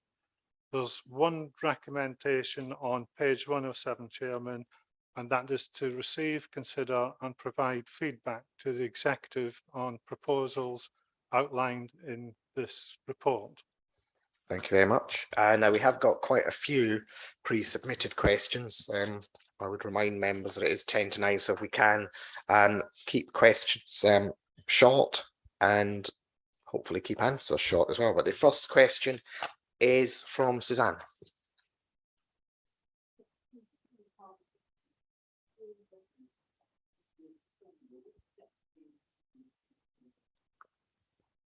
Graham. Yeah. No, it's just as a filter. Right. In considering the carbon footprint, in addition to exploring more sustainable fleet as part of the procurement process, we have also commissioned a report looking at the future fleet requirements for the service and viability of alternative technology fleet. As I mentioned earlier, there's low emission vehicles, there's ultra low emission, zero emission vehicles, and it depends what's readily available on the market at the time. But, yeah. Thank you. Ian. Sorry, I didn't, because it's cut off at the end. I didn't see you. Thank you, Chair. Mine is kind of quite closely related to Councillor Rutland-Barsby's question. Have officers investigated what electric refuse trucks are available and could be suitable for this council? Right. Thank you, Councillor Devonshire. The council had an electric vehicle demonstration in October 2021, I'm pleased to say. The East Hearts climate change strategy approved by the council on the 27th of July this year explicated, recognised the need to consider reducing waste management's reliance on diesel-powered vehicles as an integral step towards a council's goal of net zero carbon by 2030. That said, the use of electric refuse vehicles, although increasing, is not yet a viable solution for all of our refuse and recycling fleet.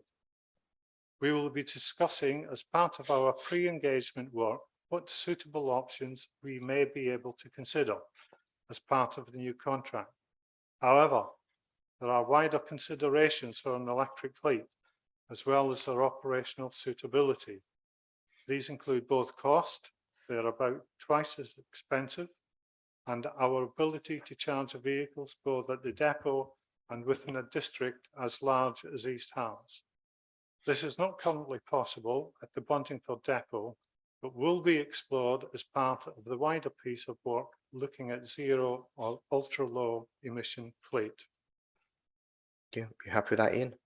Yeah, thank you. Miney.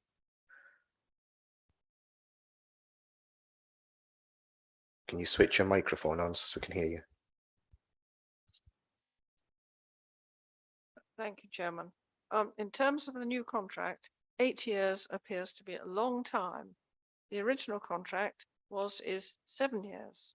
What has prompted a decision to change the length of the contract, and what are the advantages and disadvantages of an 8-year contract? Graham. Very good question. It's one I asked myself on the workshops, what would be viable.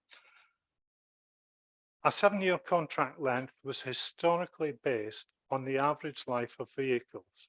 It is now increasingly common for vehicles to have a longer life than 7 years, in particular electric vehicles, as they have fewer moving parts. If vehicles are depreciated over a longer period, this should also provide a small amount of additional savings on the contract costs. Contract procurement exercises are resource intensive, and reducing the frequency of procurement will also ensure we are procuring on a timeline which ensures we are achieving value for money. Thank you. Miney, do you have a supplementary? Yes, please, Chairman. Thank you. Yeah, well, I understand that, and that seems good. But what happens if circumstances change and this council thinks it would like to make changes to the contract? Because 8 years is a long time, and after 4 years, we might think it'd be better to switch to 5 weekly collections or 6 weekly conjections. And yet, if we're tied into this contract for 8 years, it would be difficult to make any changes. Graham. Yeah, that's a very valid point, procurement nowadays, the manufacturers are sort of flexible that when you purchase vehicles, that there's an option there, maybe if they're not quite right, you can sort of change them, modern technology sort of through the contract. But it all depends on the contract that we enter into. It is a long time, but once we enter into a contract with a contractor, we're committed to that contract with the contractor. But if we can put in sub-clauses to say that, take for example, we're looking at 3 weekly collections, one of the things that we looked at is advising them on the onset that we could possibly be looking at 4 weekly collections. So something like that wouldn't come as a surprise, and that's actually in the document, that we're looking at 3 weekly as opposed to 4 weekly at this time and moment. Thank you. Right. Yes, thank you. Ian Kemp, you've got 6 questions here. Can I ask you to read them all out, and then Graham will... I'd actually like to suggest that Councillor Devonshire's second block of questions is taken ahead of mine, because his first question provides the context for my first question. Okay, yeah, that's fine. Ian, do you want to ask your second one? Yeah, thank you, Chairman. I note that you're going to start 3 weekly collections. There are some residents within our district that's going to be extremely problematic for instance, residents that have lots of nappies, say. How are they going to be, helped? Is my question. That's my first question. My second question is, it's sort of been answered before, and it's to do with electric refuse trucks again, that as they go back to the same depot every night, Buntingford, it seems to make sense that they're charged overnight. Thank you. Graham? So the first one is the 3 weekly residual collections, yeah? Okay. Our contract currently operates on unit rates, and we expect the same for the future. For example, we currently have some collections which are weekly and some which are fortnightly on this contract, and we pay a price per collection per bin.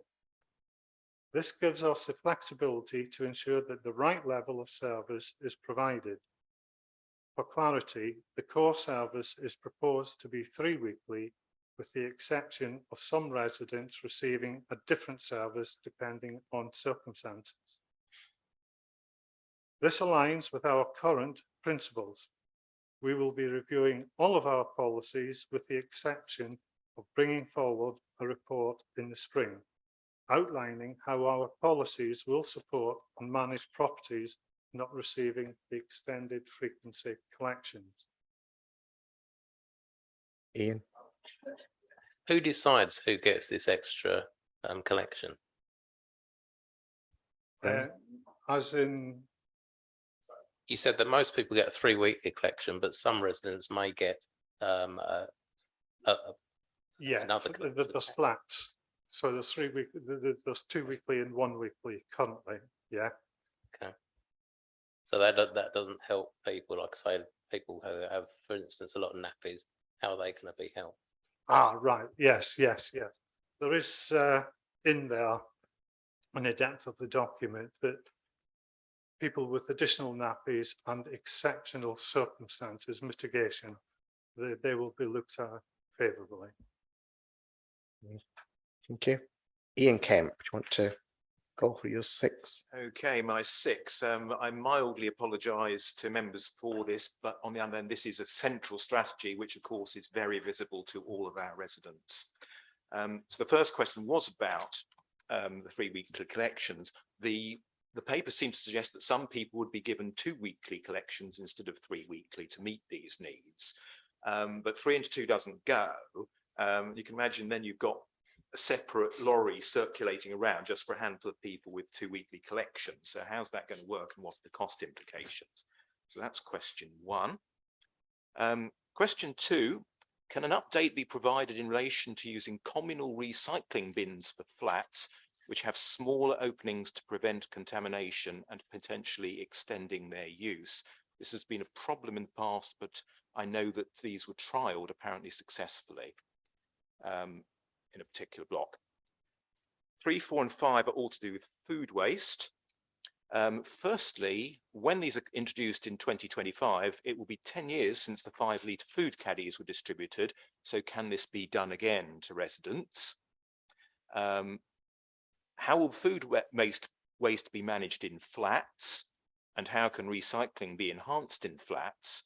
And indeed, are we confident that food waste collection of flats in large wheeled bins, which seems to be the proposal, will not result in compacted, decomposing waste in those bins, which would be difficult to empty and clean? And finally, government previously indicated that legislation for compulsory separate food waste collections might be introduced in 2023. And there did appear to be provision for this in the East Herts budget. So would we be able to implement these separate food waste collections earlier than 2025, either if required by legislation or voluntarily, if we felt it was a worthwhile thing to do, and what would be the cost implications? Graham. Right, I've got them in a different order, but are you happy with? Whichever is most convenient. Okay, we'll start with the relation to communal recycling, yeah, of flats. Supply of alternative aperture bins has been difficult with long lead times. These lids are also considerably more expensive than standard lids. We will always try to educate residents and flats before we change the bin provision. Any changes we wish to make on site also have to be agreed by any managing agent, so change can often take some time to implement. We will, however, continue to look at flat blocks on a case-by-case basis. Yep. How will food waste be managed in flats? Food waste will be provided in smaller wheeled bins at flats. These will be collected weekly. North Herts has been operating food waste collection services at flats since 2013. And in the majority of flat blocks, these operate well as part of the lead up to the new contract flats are being audited, and we will be working with managing agents to ensure all flats have sufficient access to recycling. The majority of flats have recycling, and this works well. There are a very small number where we have recurring problems, and we continue to work with managing agents. Right. Why are some residents getting 2 weekly and others 3 weekly? Is it? Oh, sorry, that was Ian's. Yeah.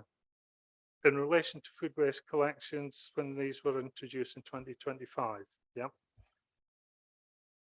There is no proposal to provide these again for residents. Some residents will still have their caddies from 10 years ago, and many residents would rather choose something else to store food waste in their kitchen. This is an additional cost to the service. However, we will make them available at events. It is not, however, proposed that these will be offered to be delivered. Right, okay. And so the other ones were?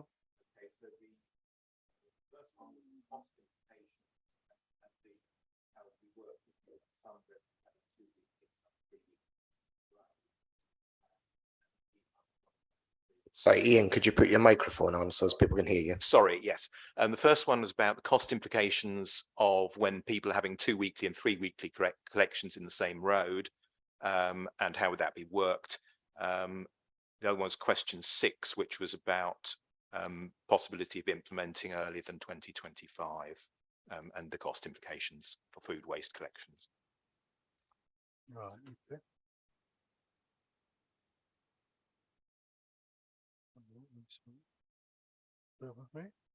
Right, in relation to food waste collections introduced in 2025, there is no proposal to provide these again for residents. We've done that, haven't we?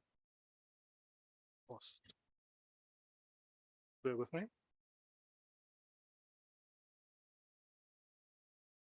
Other trucks.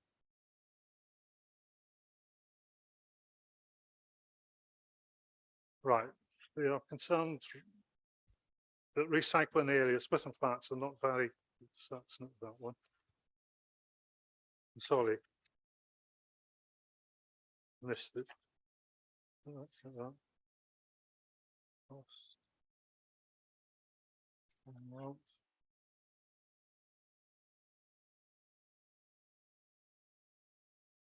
Shall we come back to that Yeah, one? Graham? yeah.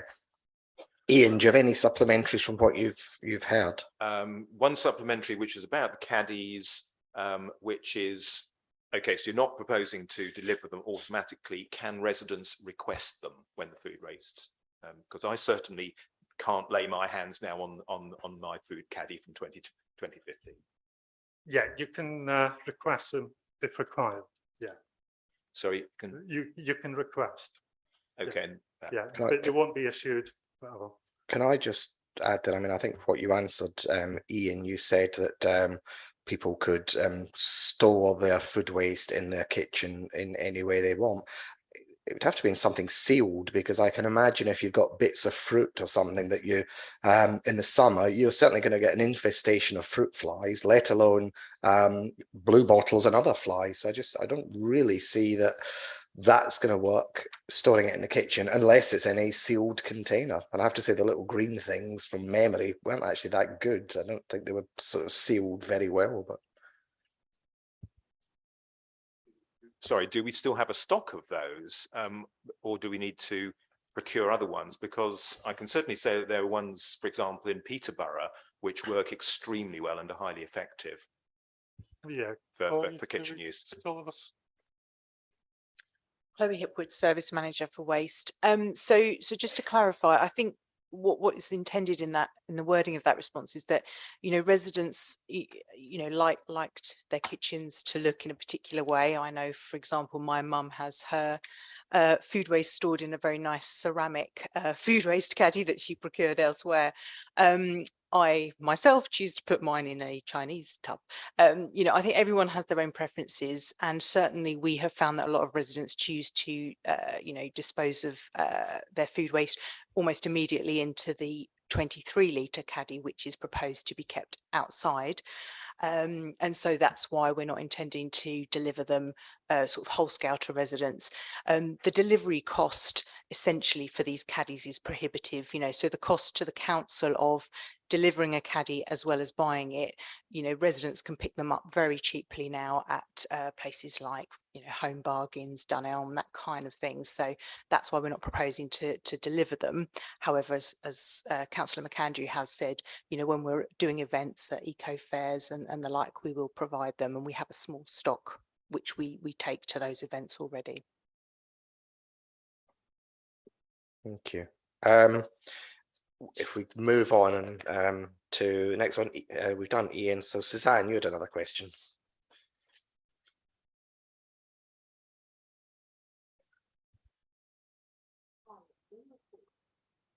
Microphone this time would help. In a report, it states that parish grants will be reduced. Will the council still support volunteer litter picks? I know it's not to do with this particular contract, but it mentioned it, so it raised the point of litter picks for volunteers.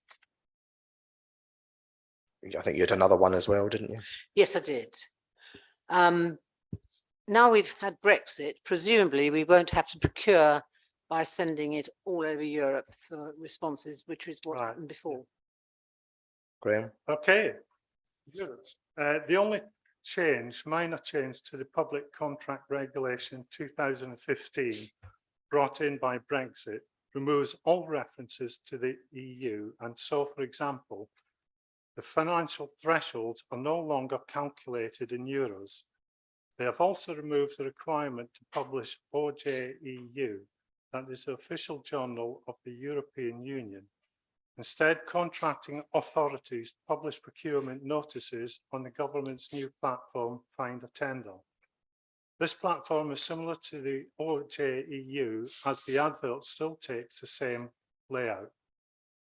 Bidders from overseas that wish to do business with the UK need to register their interests on a Find Tender. The contract will also be advertised on Contracts Finder in addition to Find a Tender.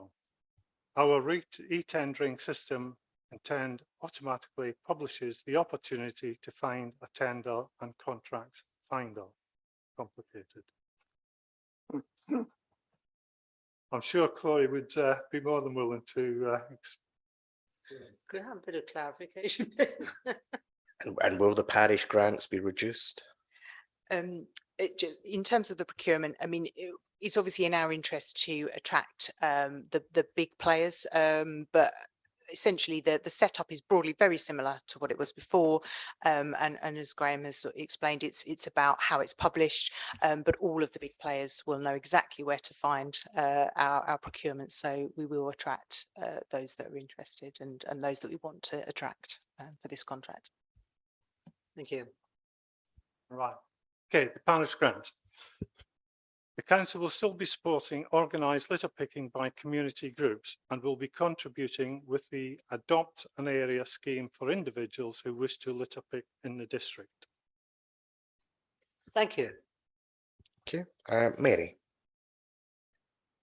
My question's already been answered Sure. by Councillor McAndrew. Thank you very much. Okay, thank Chair. you. Graham, have you got the answer? I think there was a couple of outstanding ones from Ian.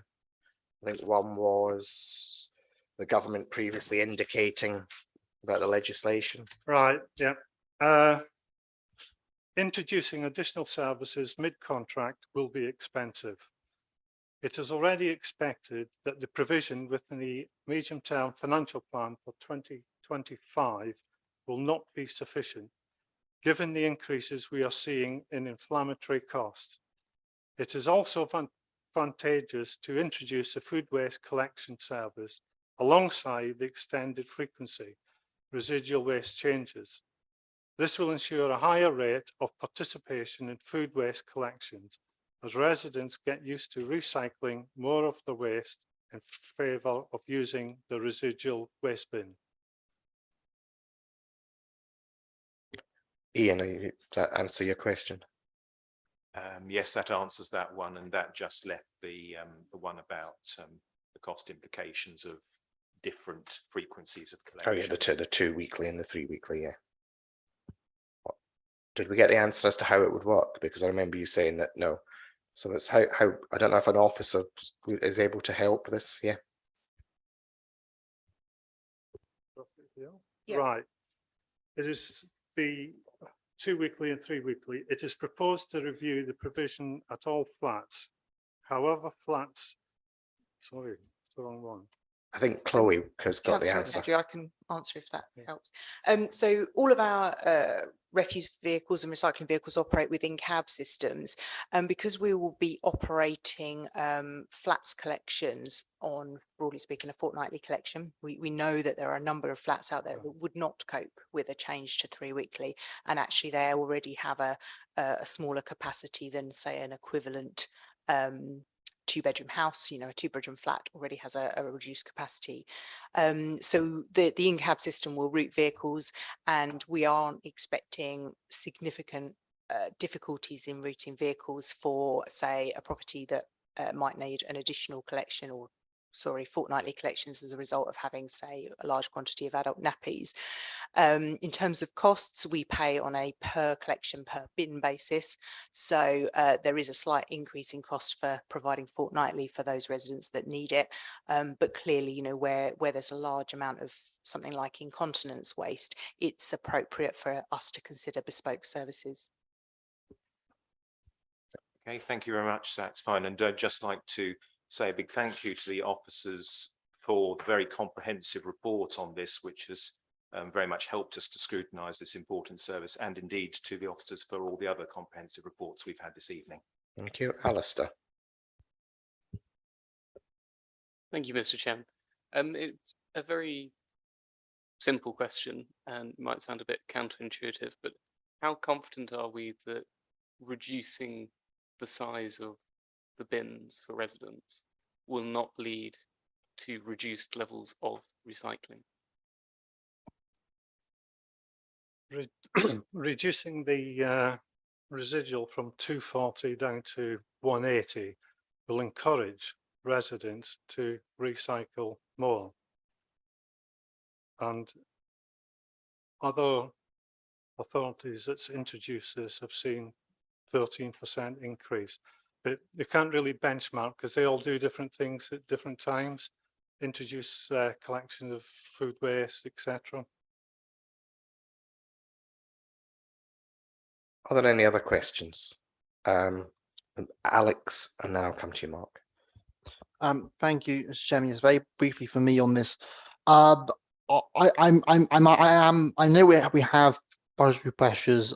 I am still uncomfortable about switching from 2 weeks to 3 weeks for this residual waste collection, and specifically this system for identifying who will still need 2 weeks and who will still need 3 weeks. I think we need to have a bit more detail on that before presenting this to public. But in terms of the 2 weeks versus 3 weeks debate, I think, yeah, it's one thing moving collections of the residual waste to every 3 weeks.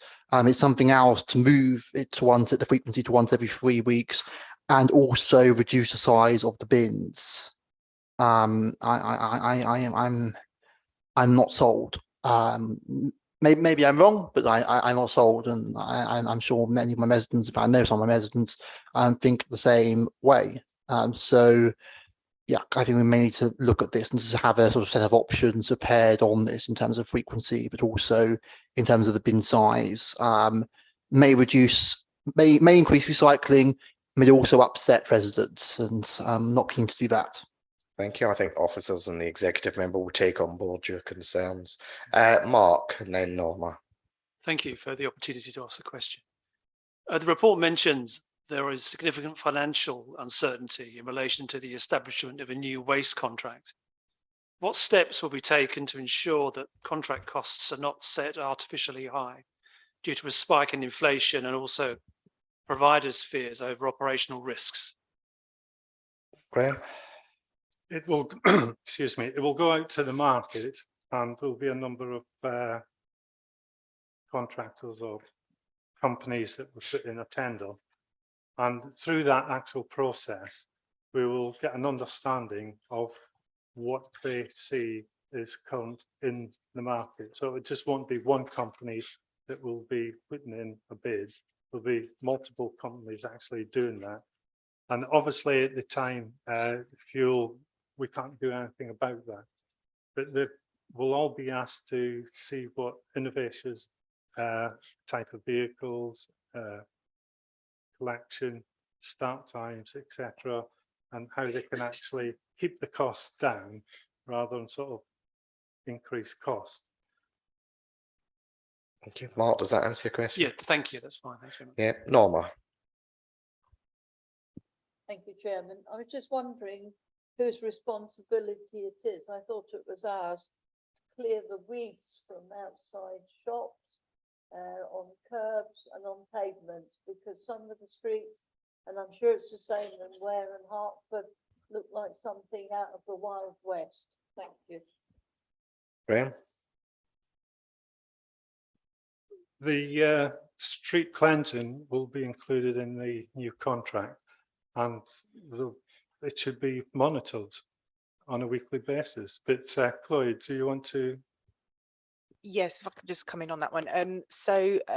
Weed spraying doesn't form part actually of the waste collection or street cleansing contract. Weed spraying is currently done as part of the grounds maintenance contract managed by Ian Sharratt, which I believe in turn is a reverse agency agreement predominantly with Herts County Council.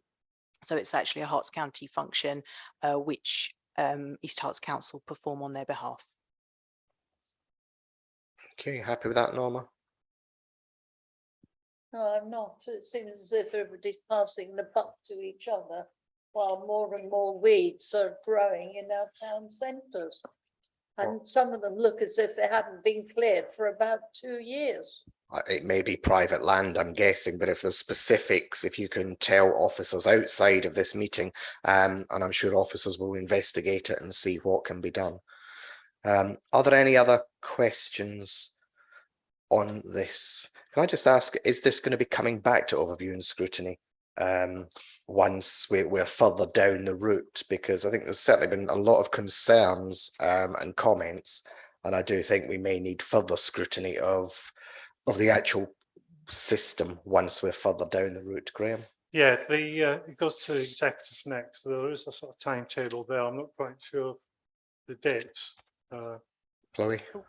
Yes, so the date of executive is the 25th of October, and then there's a further proposal to bring a report in the spring of next year, which will cover in detail the policies that we are expecting to accompany this contract. So essentially this report relates to the contract specification and the detail that we'll provide when we go out to tender, but alongside that we will of course then be developing our policies to ensure that things like those residents who might need additional capacity are considered and that members have full oversight of those policies that we intend to bring forward with the contract. Thank you. As there's no other questions, if I can move members to page 107, there is a recommendation to receive, consider and provide feedback to the executive on the proposals outlined in the report. I think we've done all of that. Can I have a show? Are you proposing, Alex? Yeah. Seconding, Ian. Can I have a show of hands that we agree?